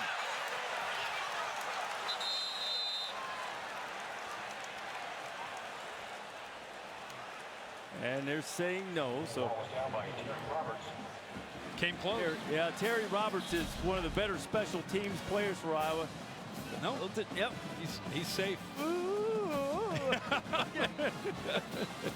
And the way this series has gone, Iowa State fans thinking, oh no, not again. But catch a break. Well, not again exactly. Remember, 2019, the last time these two teams played, something very similar. There was a muffed punt that turned the game. In fact, the Cyhawk game, here it was, September 14th, and you see the collision on special teams, the muff, and Iowa was able to recover it, and they would go on to get the 18-17 win. So this time, it could have been a tough turn of events for the Cyclones. Does not go their way, and Brock Purdy is going straight down. The one thing, he didn't muff the punt, but he could have caught the ball close to midfield. So at the very least, they lose about 20 to 25 yards. Ball's all the way back to start this drive at their own 25. So it flipped the field in favor of Iowa in a close game.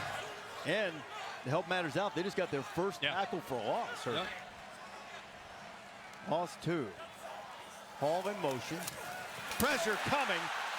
And down goes Purdy. They were bringing everybody. Dane Belton, Jack Campbell back there. Well, it's unusual to see Iowa do this. They usually don't bring this kind of pressure. They bring pressure, and they actually drop here, little zone pressure. Usually you'll see that more on a 3rd down, if at all. Phil Parker just doesn't believe in always dialing up that kind of pressure, and I think he caught Iowa State off guard. Belton got in there in a hurry. 69-yard punt, 2 plays that have lost 10 yards. That will flip the field for you. Now let's see if Iowa State can get some of it back on 3rd and 20. Not much. Joe Evans is there again, and Hawkeye defense starting to flex a little muscle. Boy, this Iowa defense with just 4 can get pressure. They actually end up using 97 Van Valkenburg as just kind of a spy. And he does a good job. You also could see Joe Evans getting off of his block. Well, that's beautiful pressure from rushing 4 and sitting back playing man under. Just play didn't have a chance. That entire series did have a chance for Iowa State. That was as rough a 4-play stretch, including the punt, as Iowa State has had Since real early in the game, Corey Dunn trying to get him out of some of the trouble, and he unleashes a beauty. Charlie Jones still on his feet. He's into Cyclone territory before he's pushed out of bounds. Telling you, man, Charlie Jones is becoming the guy for this Iowa team.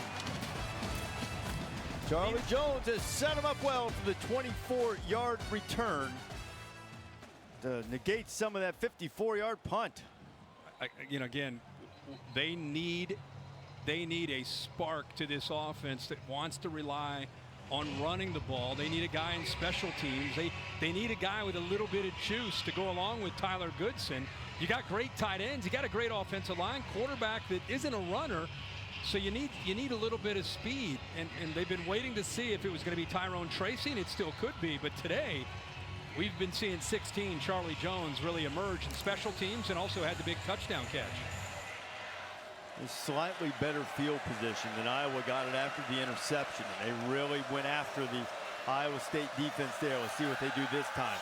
Petrus out, complete, perfect ball placement there. Tyrone Tracy, the aforementioned wide receiver, makes the catch. I know it's a broken record, but Petrus, man, on 1st and 10, I'm sure Brian Ferentz is seeing the same thing. He just has such confidence. It's like when they call a throw on 1st and 10, he and his receivers, they just look like it's almost like a 7-on-7 drill. You know, there's just such confidence. He's got time, puts that back foot in the ground, comes out firing, balls on the money almost every time. We're disappointed that they didn't get Tracy the ball more against Indiana. Been targeted a couple of times in this one. Now back to the ground and back to Goodson, and Goodson has the first down. Gets to the 30-yard line. 38 Pottebaum doing a good job leading the way there. Iowa State getting upfield vertically, sometimes a dangerous thing to do. Laporta there in motion, helps set the edge, picks up another block there on the safety King. So a 1st and 10 throw sets up a 2nd and short, much more manageable. Goodson feels like he was about that close to popping that one. Maybe running for the house as it is 1st and 10. What a waggle, and Petrus fires it over Laporta's head.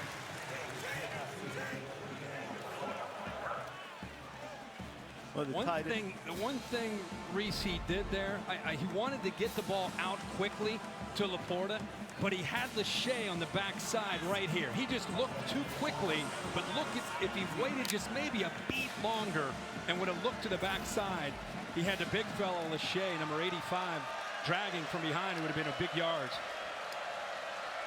Jay had a big 17-yard catch in the first half. Now Petrus back to work, gets rid of it, throws it underneath, and unable to keep his feet is Nico Reganey, kid out of Avon Old Farms School for Boys, making the catch.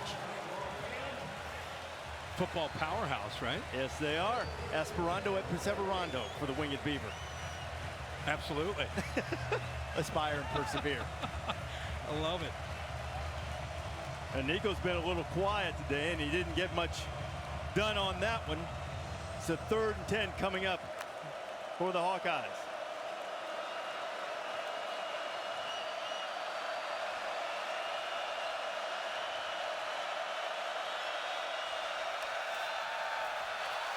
Petrus feeling some heat, and he's sacked, and they're way out of field goal range now as Jake Hummel gets him. Big play for the Cyclone defense. Well, as a veteran, Petrus has got to understand he cannot take this sack. Hummel's out here just keeping contained.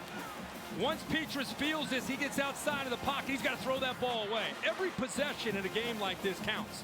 Chances at a field goal matter, and he ends up going from the 30-yard line all the way back to the 41, and obviously now they've got a punt. That's one he'd love to have back and just get it, abort, throw it away, and try to attempt a field goal.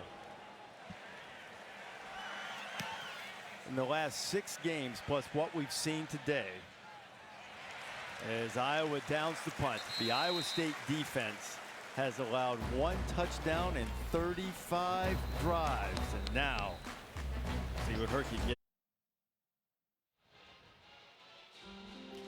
A moving tribute on 9/11, 20th anniversary of the attacks on the United States. This is a piece of the steel beam from the South Tower at the World Trade Center in New York. Planes hit. It was one of the last pieces of steel to be removed. It's the Fire Service Training Bureau in Johnston, Iowa. And this is a field of flags that some of the students put out in honor of all of those who lost their lives, nearly 3,000 people. And then a flyover with a UA helicopter, a couple of UH-60 Black Hawk helicopters from the Iowa Army National Guard's Charlie Company. And the patriotic feel that we experienced game day, people pulling together, the moving moments. You mentioned Gene Wojciechowski's beautiful piece about all of the college football coaches and how they'd shared that with their players. It's really moving. Ball is on the ground. A fumble, a scoop, and a score. It's another turnover, and Jack Campbell is in the end zone. An absolutely awful turn of events for the Cyclones, but there is a flag. There is no foul on the previous play. Result of the play is a touchdown. Well, Justin Jenkins does a really good job here getting off of the block by Chase Allen, 11. He's right here. Watch him take on Allen, who's a big man at tight end. Takes him on, extends his arms, and then gets his hand right on the football against Breece Hall. Knocks it loose, and there's his cohort, Jack Campbell, to pick it up and walk into the end zone. Second turnover for Iowa State. The last one led to a touchdown drive. This is scoop and score. Third defensive touchdown of the season for Iowa, and a huge one here late in the third quarter that gives the 10th-ranked Hawkeyes an 11-point lead. You work on this as a ball carrier, trying to secure the ball, but you also work on this as a defender, trying to knock that ball loose, which is exactly what Jacobs does. Campbell picks it up, and the Hawks capitalize.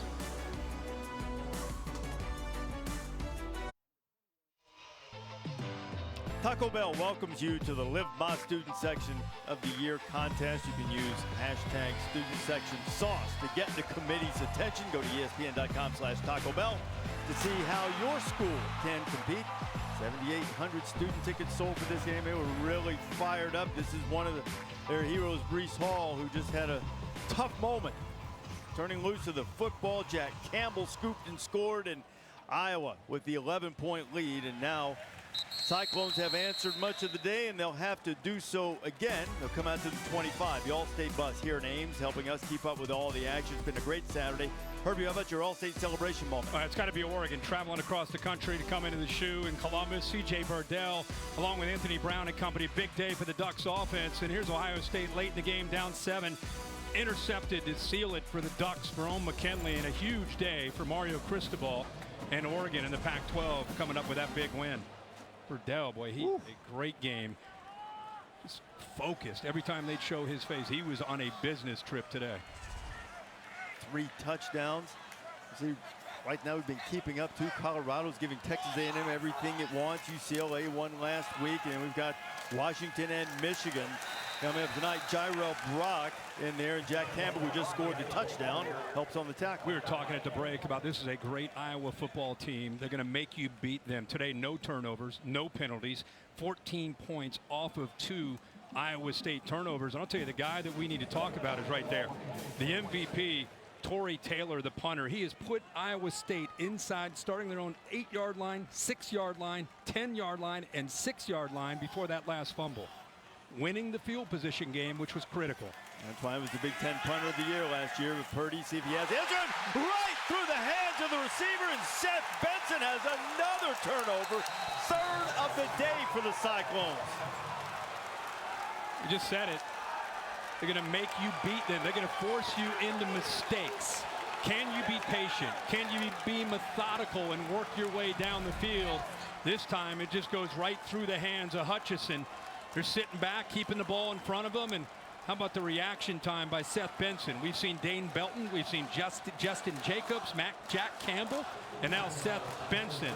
All 4 of these backers active, making plays, awareness, heads up, and the Hawks going in potentially for a critical touchdown. Could be a clincher here in the 3rd quarter. It is paramount for the Cyclones to hold into a field goal attempt here. Getting down 18 to this defense is not good business. 3 turnovers to none. Ivory Kelly Martin has it. Will pick up about 1.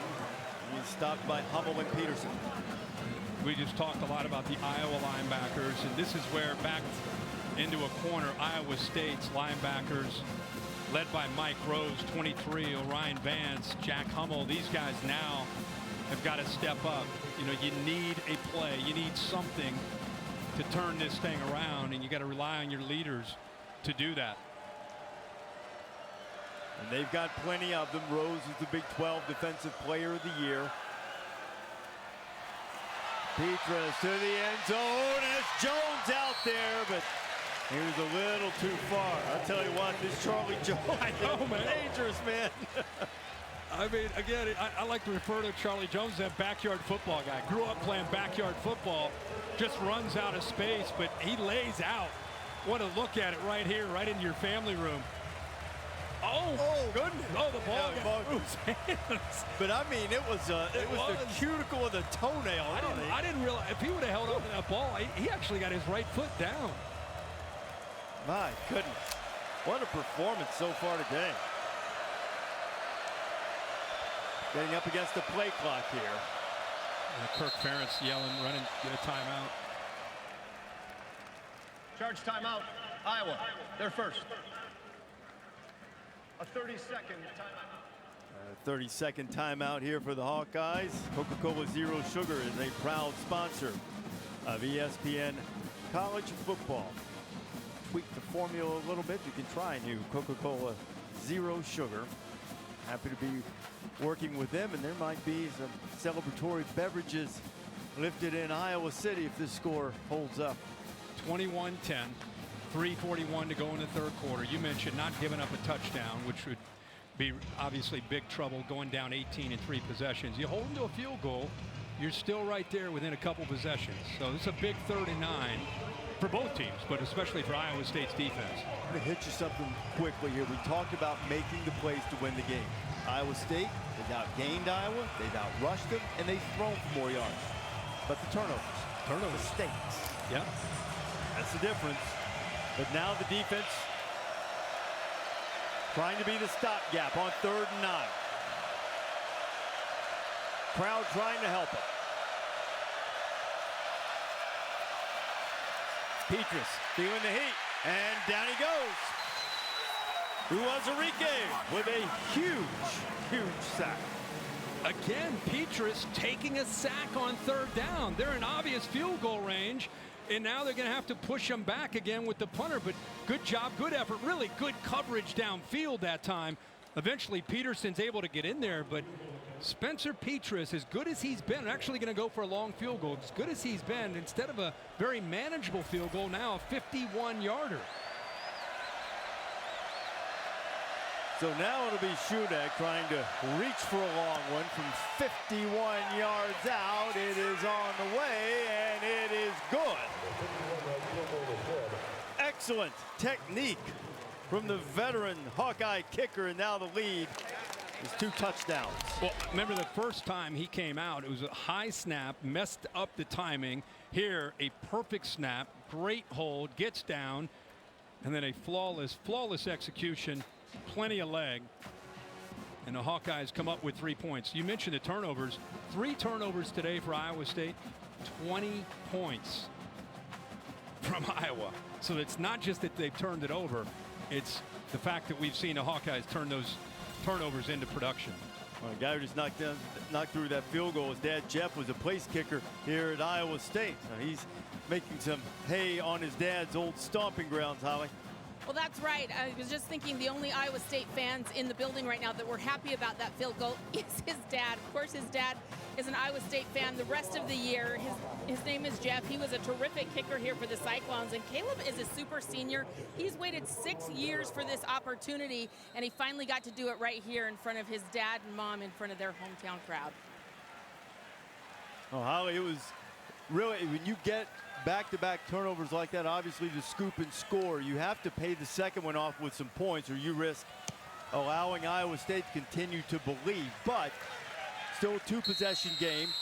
They made the best of a tough situation is 24-10. We're getting late in the third tomorrow afternoon on ESPN, the U.S. Open Men's Championship, presented by Mercedes-Benz. Novak Djokovic, one match away from winning the Grand Slam. He faces Daniil Medvedev.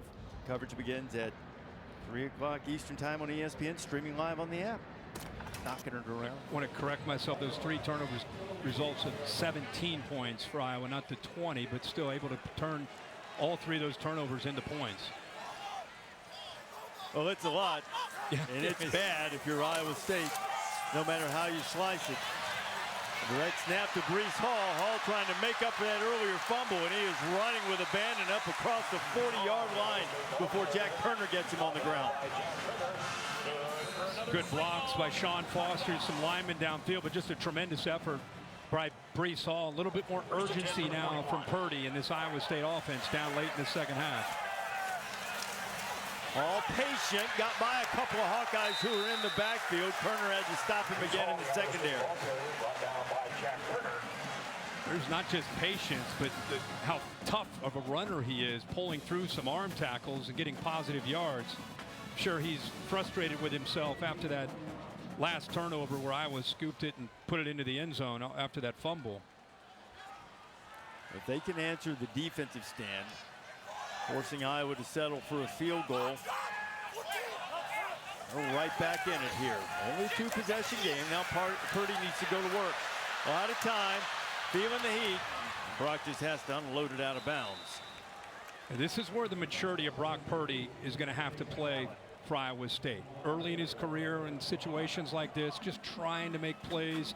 He had a little bit of that gunslinger mentality. He might force a throw or force the action of trying to make that play. Now he's got to just be patient.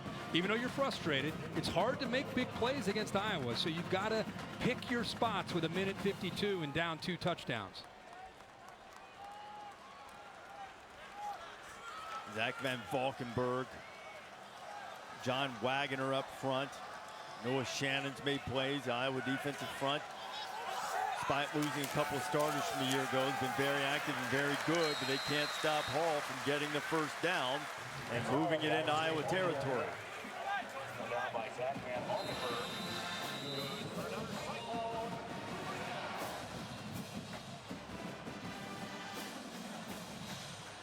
Iowa State had success snapping it quickly at the end of the first half. Now throw it underneath. A very short gain for Hall. There to make the stop is Riley Moss. Iowa's mentality anyway is, we keep talking about how last year they were 8th in the nation and allowing only 21 plays of 20 yards or more. Again, their whole build of their defense is to keep the ball in front of them, keep their safeties back. And now, especially with a 14-point lead, it becomes even that much more important for them. Just don't want to give up a cheap one. They want to make Iowa State and Purdy have to drive and eat up clock. Inside a minute to play in the third quarter. Purdy fires to the outside, and it's intercepted by Matt Hankins. Hankins slips a tackle, and another, still on his feet. Hankins down to the 20-yard line, and it is another Iowa State miscue. Before everybody looks at Brock Purdy, you got to look at Joe Evans, the defensive end from Iowa, who I think got a hand on that football right at the line of scrimmage. Watch 13 right here. This isn't just Purdy with a poor throw. I think he gets up. He did. He got a hand on the ball. Ball ended up going in a different direction. And give Hankins a lot of credit for being able to have his eyes on the ball, sitting back in zone, sees it. Watch 13. Great job at timing this. Yep, gets up in the air. And how about Hankins? Second time he's been able to find a football, and a deadly mistake from Iowa State. 2 interceptions for Hankins on the day, the 4th turnover for Iowa State. And you know, Kirk, to that point, if that ball's not deflected, he had Kohler out there, potentially for a big gain. And now the Iowa State defense is going to be called on one more time. They'll have to do so when we start the fourth quarter. They need to stop. They need a turnover of their own. for 4 days in prepping for this game, all we have heard about is the turnover margin from both these coaches being the difference over the last few years, and it's going to be the difference in this game. And right now, Iowa's +4 in the turnovers. +4 going to the fourth quarter, +14 on the board. That's the end of the third quarter. We'll be back after this message and a word from your local ABC station.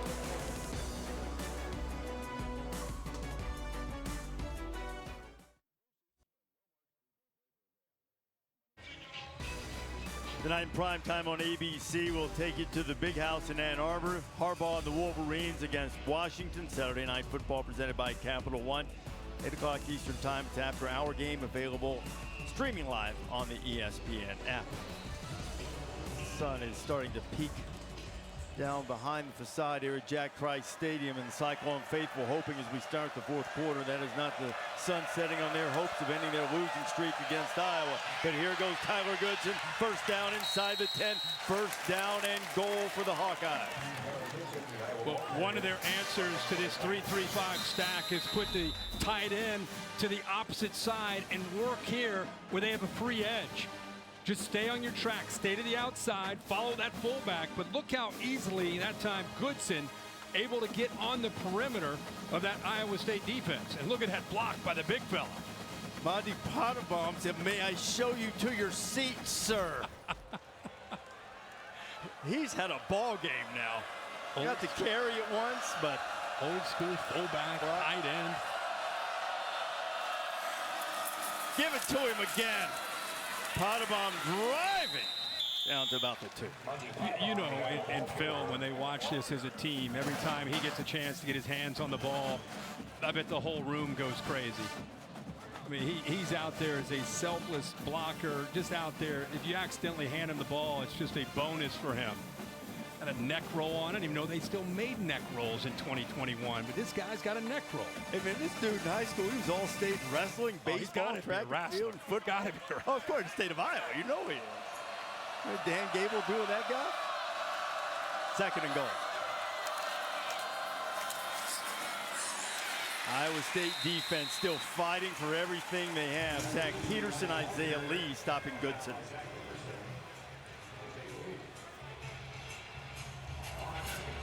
Third down and goal.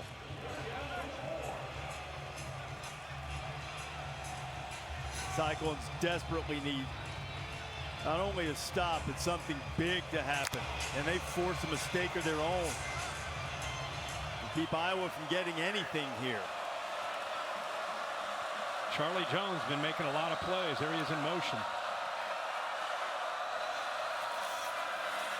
Petrus lobbing out of the reach of Sam Laporta. He takes this shot to Laporta. Remember he said Jones right here. He just kind of goes here and just sits. I think Petrus was thinking, if he throws that to the outside shoulder, he's got a touchdown. But instead, he tries to force it into the corner. Also at Goodson out in the flat. It's a tough throw. Yeah.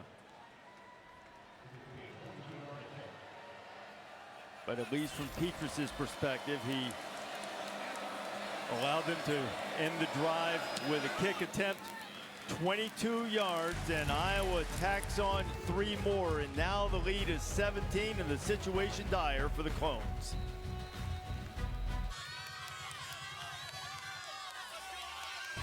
Tomorrow morning, 10 a.m. Eastern Time, NFL Countdown on ESPN. They'll sit down with Chiefs quarterback Patrick Mahomes before Kansas City hosts the Browns, and then on Monday night, the 52nd season of Monday Night Football comes from Vegas. Raiders and Ravens, 8 o'clock Eastern, 5 Pacific on ESPN and ABC. Both shows streaming live on the ESPN app and on ESPN2. Peyton and Eli have their coverage. Monday Night Football. Oh yeah, looking forward to that. Brian Ferentz going over things there, the offensive coordinator with Spencer Petrus.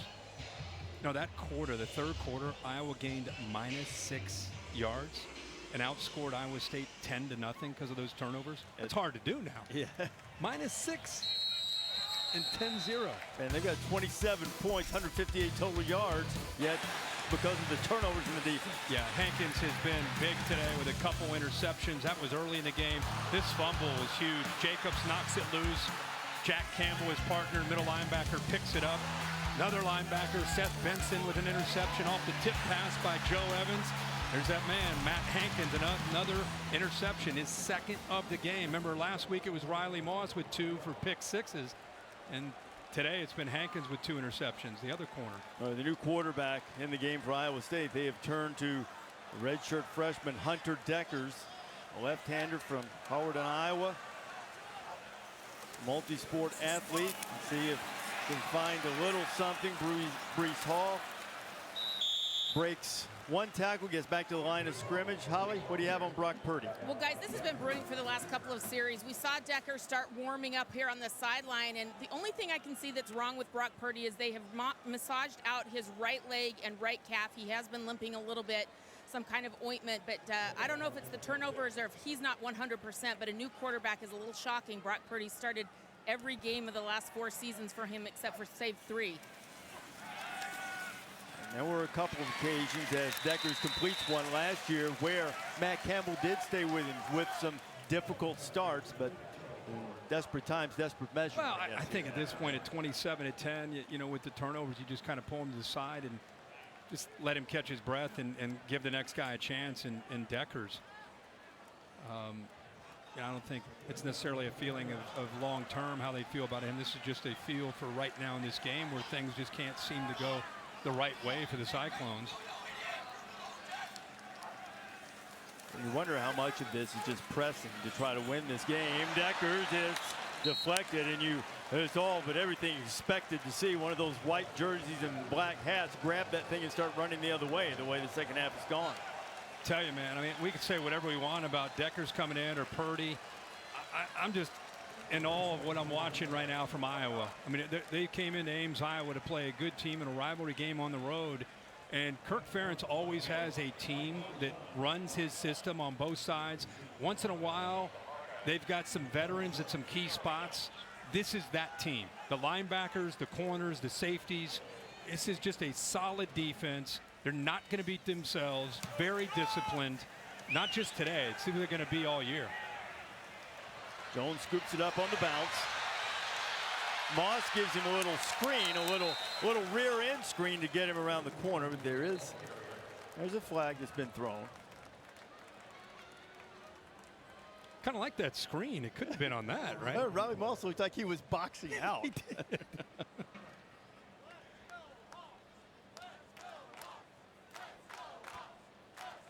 Do what John O'Neill's got During for the us. return, number 37 on Iowa's helmet came off. He must leave the game for one play. Timeout. That's the way it's been for Iowa so far today. Even the flags don't seem that bad. Hawkeyes up by 17.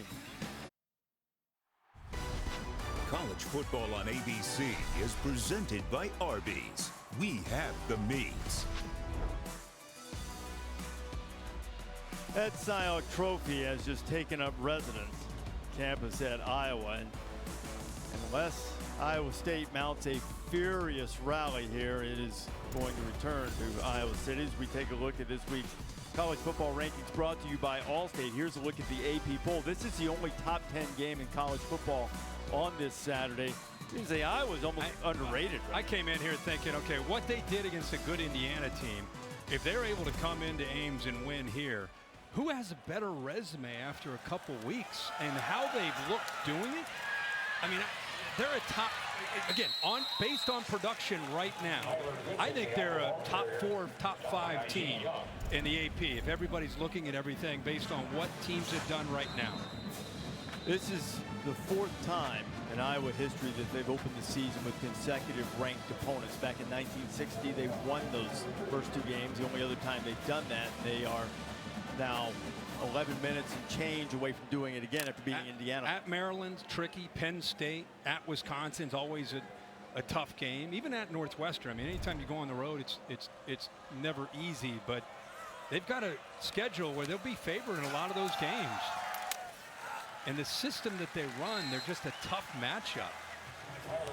Do they remind you of the 2015 Iowa team that made it to the Big Ten championship game undefeated, ended up losing to Michigan State, went on to the Rose Bowl against Stanford? Yeah, they got Christian McCaffrey and got the best of them that day. But it does. Like I said, Kirk Ferentz is such an outstanding coach. 23 years. Next year, you already know what you can picture with Iowa, right? I mean, they're going to be the same kind of team. But again, every so often, they've got some difference makers on defense. And I think today, watching Charlie Jones emerge to go along with their running game, there's a lot of pieces here to like. He's just going deep. Iowa will go 3 and out. Kirk Ferentz is the dean of college football coaches in his 23rd season. His most wins in school history 4 times. He's been Big Ten Coach of the Year, and I would say that he's certainly the Big Ten Coach of September, at least so far. Maybe National Coach of the Year in the first 2 weeks anyway. Twice he's won Big Ten championships. They haven't been able to do that since 2004. Talked about with us this week growing up in Pittsburgh and being a Steelers fan, and he had his time in the NFL with the Cleveland Browns. He runs his program like a Pittsburgh Steelers team. When you think of the Steelers year in and year out, same kind of characteristic come to mind as this Iowa team year in and year out. Well, Iowa's only had 2 coaches since 1979, Hayden Fry and now Kirk Ferentz. How about this staff, 1983 at Iowa? Kirk Ferentz, Bill Snyder went on to Kansas State. Barry Alvarez, are you kidding me? Dan McCarney, Bobby Stoops, a young Bob Stoops, probably fresh off the playing field himself. It's been incredible. Well, McCarney was the head coach here at Iowa State for a while. Look at Albie there. And we're heaping praise on Ferentz, and rightfully so, but as we've talked about what Matt Campbell has done at Iowa State, and there's not the longevity yet, and I don't think they were quite as in such a poor situation as Kansas State, but it reminded me to some degree of what Bill Snyder was able to turn around at Kansas State. Early stages, Coach Snyder did that a really, really long time at Kansas State, but it has been impressive what Iowa State has done, but they just haven't played their best ball. And that made clutch plays today or in recent years against the Hawkeyes. Yeah, and they're coming off their best season in school history. In the middle of a global pandemic and just a strange year. They ended up going to the Fiesta Bowl, beating Oregon 34-17, and almost all those players are back from last year. So expectations were high. How they handle this setback will be big. They can still have a great year, obviously. That's a great point. This is something they had really pointed to, because it had been pointed out, and understandably so, the struggles in this series. And barring a major turnaround, which really needs to start right now and soon with some urgency, they're going to have to bear that albatross for another year. Setting up a 3rd and long here. Again, if you're an Iowa fan, you know about your back 7 with the linebackers and defensive backs, but this defensive line, I think, has really come of age and showing not just Van Valkenburg, but others like Joe Evans and John Wagner, Noah Shannon. Just nowhere to go after Jairell Brock caught it. Riley Moss right on the spot for 4th down is here. Yeah, again, eyes on the football, play zone. When you have eyes on the ball, your head isn't turned chasing a receiver in man-to-man. It's kind of a new trend we're starting to see all over the country. Instead of playing man against these teams that are going to spread you out, play more zone. Let those defensive backs see the quarterback, break on the ball, and then run to the ball and leverage the football. And that's exactly what Iowa's done. Cameron Shook is going to punt this one away for the Cyclones as we hit the 8.5-minute mark to play here in Ames. Jones getting everybody away from it, and will touch it and down it right about the 33-yard line. The Cy Hawk looks like old Herky's going to put that thing in a hammerlock again.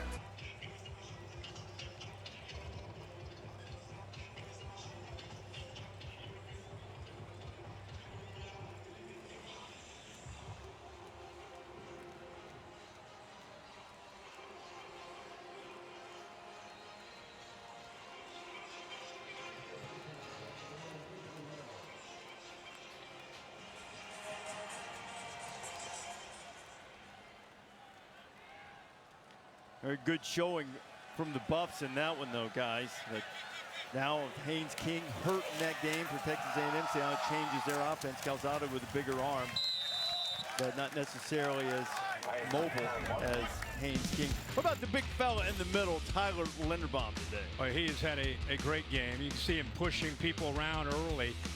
He just can do a lot of different aspects. I mean, as a leader up front, he gets everything set. He and Spencer Petras as far as protection, but Iowa always has great offensive line every single year. And I was blown away with Brian Ferentz, the offensive coordinator and line coach this week, tight end coach. He said, you know, we've had some great ones come through here.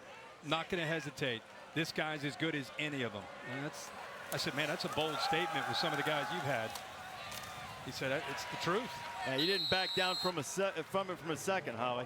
Well, that's right. One of the reasons he's the best they've ever seen is because he's so athletic. This is a kid that was a pitcher in baseball, and he was a wrestler in high school as well. Look at this. This is him taking down state champion Tristan Wirfs.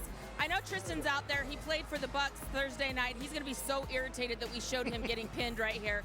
Tristan did come back to win state. We are aware of that, Tristan. But I just wanted to show you how athletic this young man is. He was actually playing summer baseball for his high school team and staying in the dorms doing preseason workouts his freshman year. He is such an athlete, and it shows. And Holly, just so Tristan doesn't give you a call, I believe that Tyler admitted that Wirfs got him the first 7 times, I believe, that they squared off. Prior to the foul, charge timeout, Iowa. 30-second timeout. Oh, Iowa uses the second timeout here in the second half. You know, how often do you see that combination? A great high school wrestler gets in the middle of the trenches, whether it's defensive line or offensive line, where it's all about leverage. It's all about winning those one-on-one battles, and the athletic ability that Holly mentioned as a baseball player. I'm always impressed with offensive linemen who are athletes in high school, and they play multi-sports. They go on to have great college careers. You look at the NFL offensive linemen, you look at their careers and what they did when they were younger, and it's always this kind of guy. You know, they look at him hitting the high fastball there, looking like a right-handed Babe Ruth wearing number 3. Also, his body type looks like Pete Incaviglia. Remember? Big fella there. The one thing we didn't see, and I know you guys, I'm sure, saw the article that our good friend Ivan Mazel wrote on Linderbaum and talked about him heaving a bale of hay over a 14-foot pole in a contest. Now that's saying something. I can get it to 10 feet. I can't get it up to 14. Now that's farm strong. You said you used to bale hay, didn't you? Well, yeah, it was a limited engagement. We'll put it that way. I was hired as an extra for a little while. I thought you were out there. Well, it was, but I mean on your own, just not hired. No. They were like, they're like, hey, you high school players, come over here and we'll give you some money to throw this hay on this thing all day. There you go. Linderbaum has been throwing Cyclones around today, and Iowa 6.5 away from getting another win. That you can.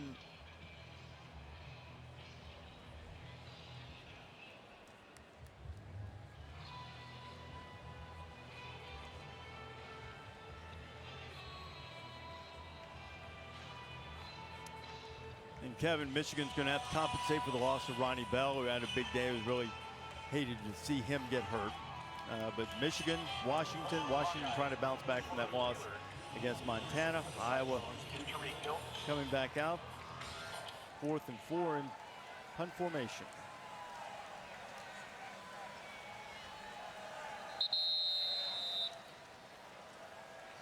Delay of game. Offense. 5-yard penalty. Still 4th down. Let's see if they can maybe swipe that first down. There's Kirk Ferentz. Just wanted to. We had a little typo in the graphic earlier. 169 and 106. Most wins in school history. Kirk has been just a remarkable show of consistency. You know, one of the stats, you know, every tight end at Iowa, every senior tight end at Iowa has either been drafted or signed by an NFL team at the end of their career. Every one of them. Yeah, it's incredible. Amazing. Laporta and Lachey look like they're next in line. Dallas There was Clark one of them in Dallas had a Clark. heck of a run. I loved that Iowa team with Dallas Clark. Yeah. And there with Bob Thanks. Sanders on defense. Yeah, that was a great team. Yeah. And here's what you're talking about. Marv Cook going way back when he used to stand up. I was teasing Kirk Ferentz about the hands on the hips. Dallas Clark, of course, with the Colts. Scott Chandler, George Kittle tearing up the NFL. Hawkinson, Noah Fant was an incredible athlete playing with the Broncos. Kirk told us this week, asking about how you find the tight ends, how you recruit them, how you develop them. He said, well, they didn't have much choice. His wife Mary says, you don't throw the tight end enough. But, you know, they're not always getting the 5-star tight end prospect. Right. Like Michael Mayer that went to Notre Dame. They find guys that play great basketball, and they turn them into tight ends.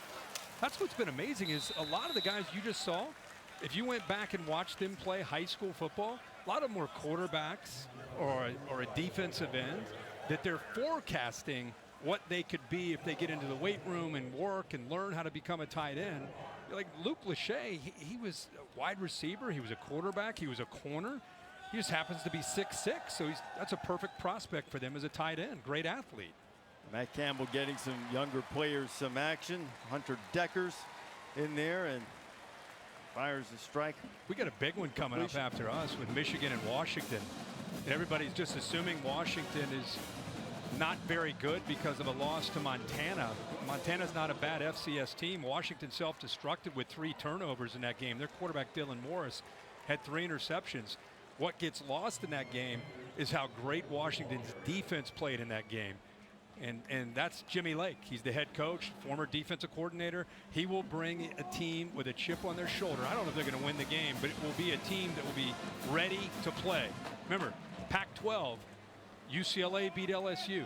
Oregon traveled across the country and went to Columbus, beat Ohio State. Now you've got Washington playing in the big house tonight.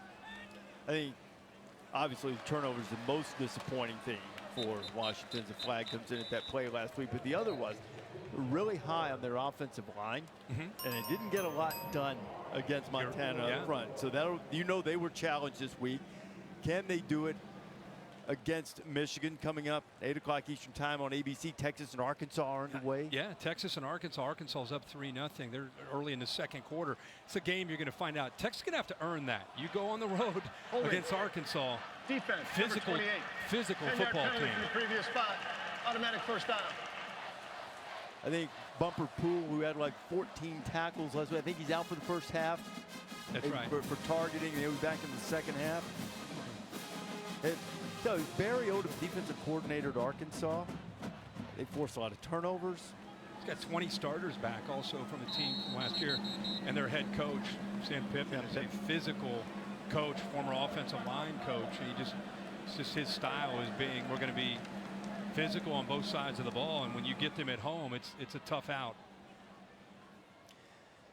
So a timeout with just over 5 minutes to play here at Jack Trice Stadium. Big 12 now on ESPN+. That's a must-have. Big 12 fans here at tonight's football games. You got Baylor, Dave Aranda hosting Texas Southern, Kansas State hosting Southern Illinois, and Texas Tech against Stephen F. Austin. All 3 out underway at 7 o'clock Eastern time. You need to sign up today, ESPNplus.com/Big 12 now. So this is a little bit of a shot to the Big 12, who are adding new teams. The news breaking the last couple of days are actually being confirmed in the last couple of days that BYU, Cincinnati, Houston, and UCF will come into the Big 12. Eventually, of course, Texas and Oklahoma leaving. And all of that is a little bit fluid in terms of when teams are coming and going. Presidents and chancellors of the 8 remaining Big 12 members approved all of this unanimously on Friday. Know when BYU is coming in, and they're really excited about it because they think it puts them on a more level recruiting footing with Utah, who they play tonight. And the Texas-Oklahoma piece will be resolved, I'm sure, coming years. Interesting time in college football with the power conferences and the alliance of the Big 12 or the ACC and the Big 10 and the Pac-12, and the future of all these conferences with realignment and expansion. Wonder where the sport will be. It's going to be somewhere in 5 years. I don't think anybody really knows. 5-yard penalty, still second down. What the real goal of that alliance is remains to be seen, because what was publicly announced is absolutely nothing new. There's nothing that they couldn't have done today, tomorrow, yesterday, or 4 years ago in terms of scheduling, working together. but there are other things at work as it turns to the playoff, media rights deals, all of those things that the inner workings of college football. Keep it interesting for us, my friend.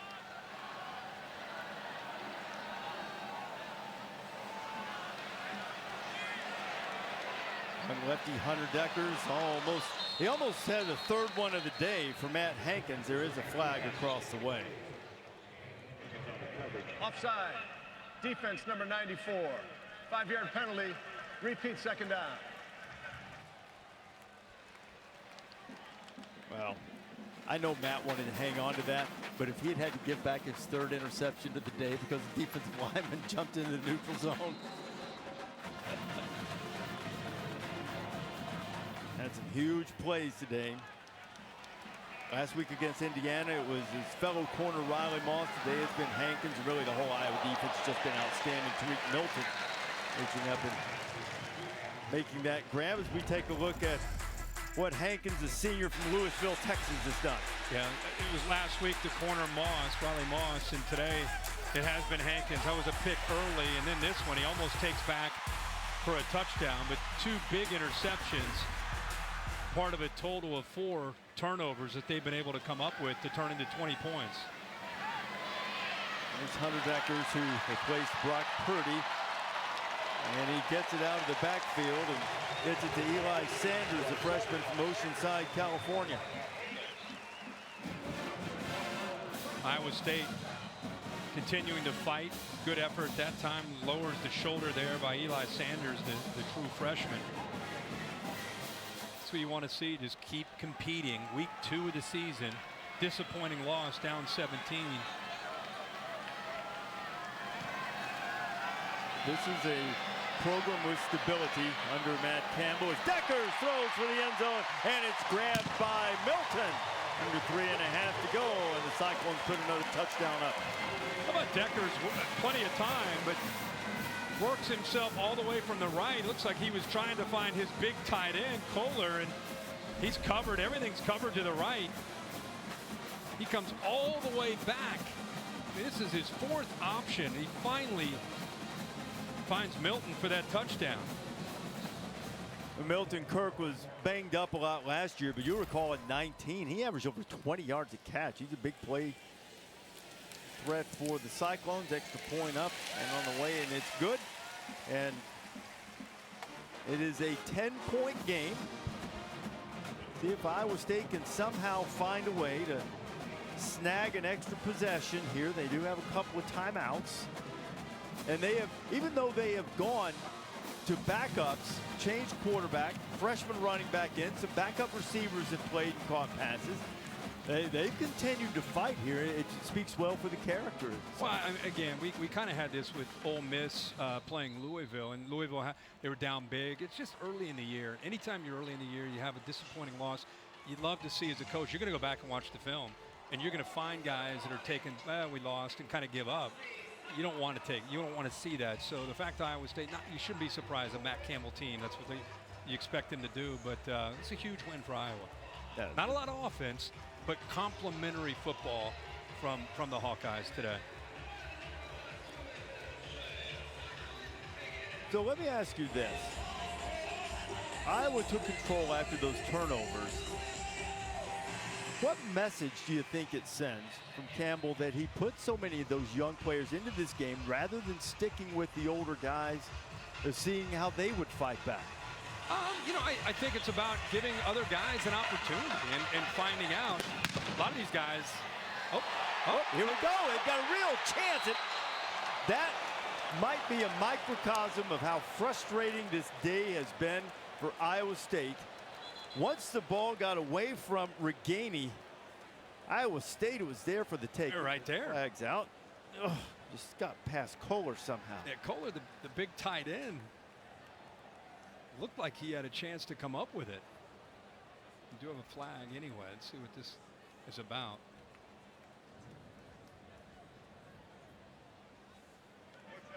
There is no foul for a kicking team player going out of bounds. He was forced out of bounds and came back into the field of play. First down. Kohler looked like he was pushed out of bounds at the bottom of your screen. A couple of Hawkeyes go at him. 88 gets pushed out of bounds, but then he actually went toward right there. He goes towards the ball, and the ball goes by him. If he would have just kind of come in there a little bit more under control, look at that. It's exactly the bounce that you want. And with that ball trickling out of bounds, so perhaps the last little whisper of hope that Iowa State had might have rolled away with it.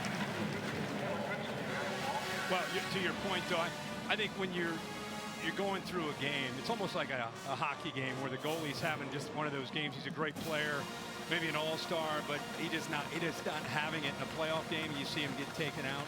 You put in the backup to see what he can do to finish up the game. That's kind of what it felt like to me watching Brock Purdy. It was just one of those days. It wasn't all on him. Some of them were through receivers' hands. Some of them were off a tip pass.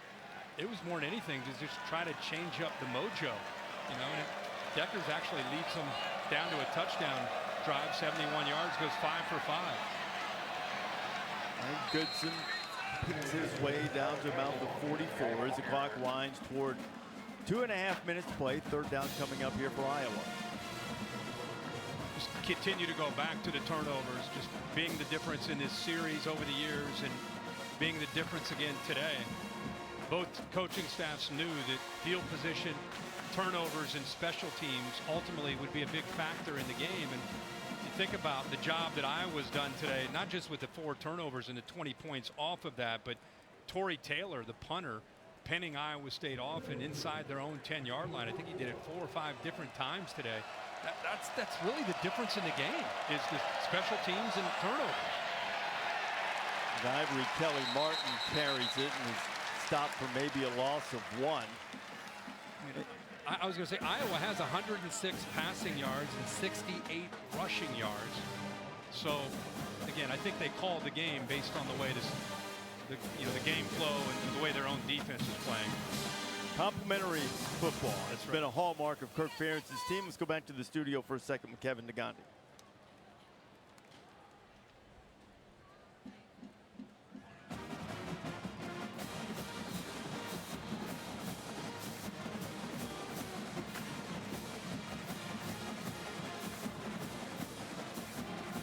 All right, Kevin, we're looking forward to it. Yeah, and we got Arkansas and Texas. Arkansas up 10-0. 11 minutes to go in the second quarter. Sark and Texas in for a battle tonight against the Hogs. When I think of that series, it's a classic game in 1969 where Richard Nixon went and awarded the national championship. For some reason, for all the great games they had, my mind races. 2000 Cotton Bowl. Arkansas really put it on Texas. Houston Nutt ran over after he was celebrating. He did the horns down thing, and Texas people got upset with him. And Houston sort of exemplified what Arkansas fans thought. They really don't like Texas. From all those days, he said just sort of the emotion bubbled up and bubbled out. And when you look to the future of Arkansas and Texas being conference rivals again, I would imagine they saw quite a bit of that in their ride in Fayetteville today, you think? Without a doubt. Historically, though, I think the Horns are 14-3 in that stadium over the years, but a 10-point deficit in the early going to Sam Pittman's team, who, by the way, is really given an infusion of energy to the Razorback football program. Hunter Decker's getting a little work here, too, through a touchdown pass. Big, strong, good-looking guy. Ball comes out of the hand, nice. See if he's got a little magic in the last 100 seconds. There's another completion. A good open field tackle by Seth Benson on the freshman Eli Sanders.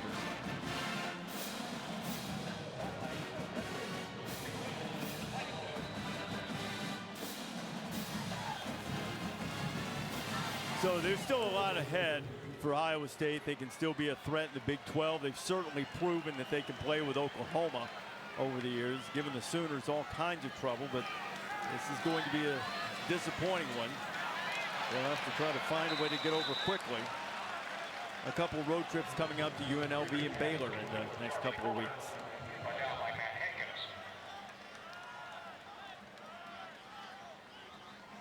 Plenty of time to improve. Those games against Texas and Oklahoma won't come up until late in the season. Deckers trying to get a big chunk of yardage. Terry Roberts was on the coverage against Joe Skates. Terry Roberts in great position. You know, he's just been inserted into the game. Now Iowa is rotating a number of defensive backs. Not that they're putting backups in, they're just facing a lot of receivers, so they're getting a few more corners in the game with Hankins and Moss and Roberts all in. Roberts has played a lot of special teams for Kirk Ferentz's group over the years. Deckers fires and 54 seconds left. Will be down to a 4th and 5.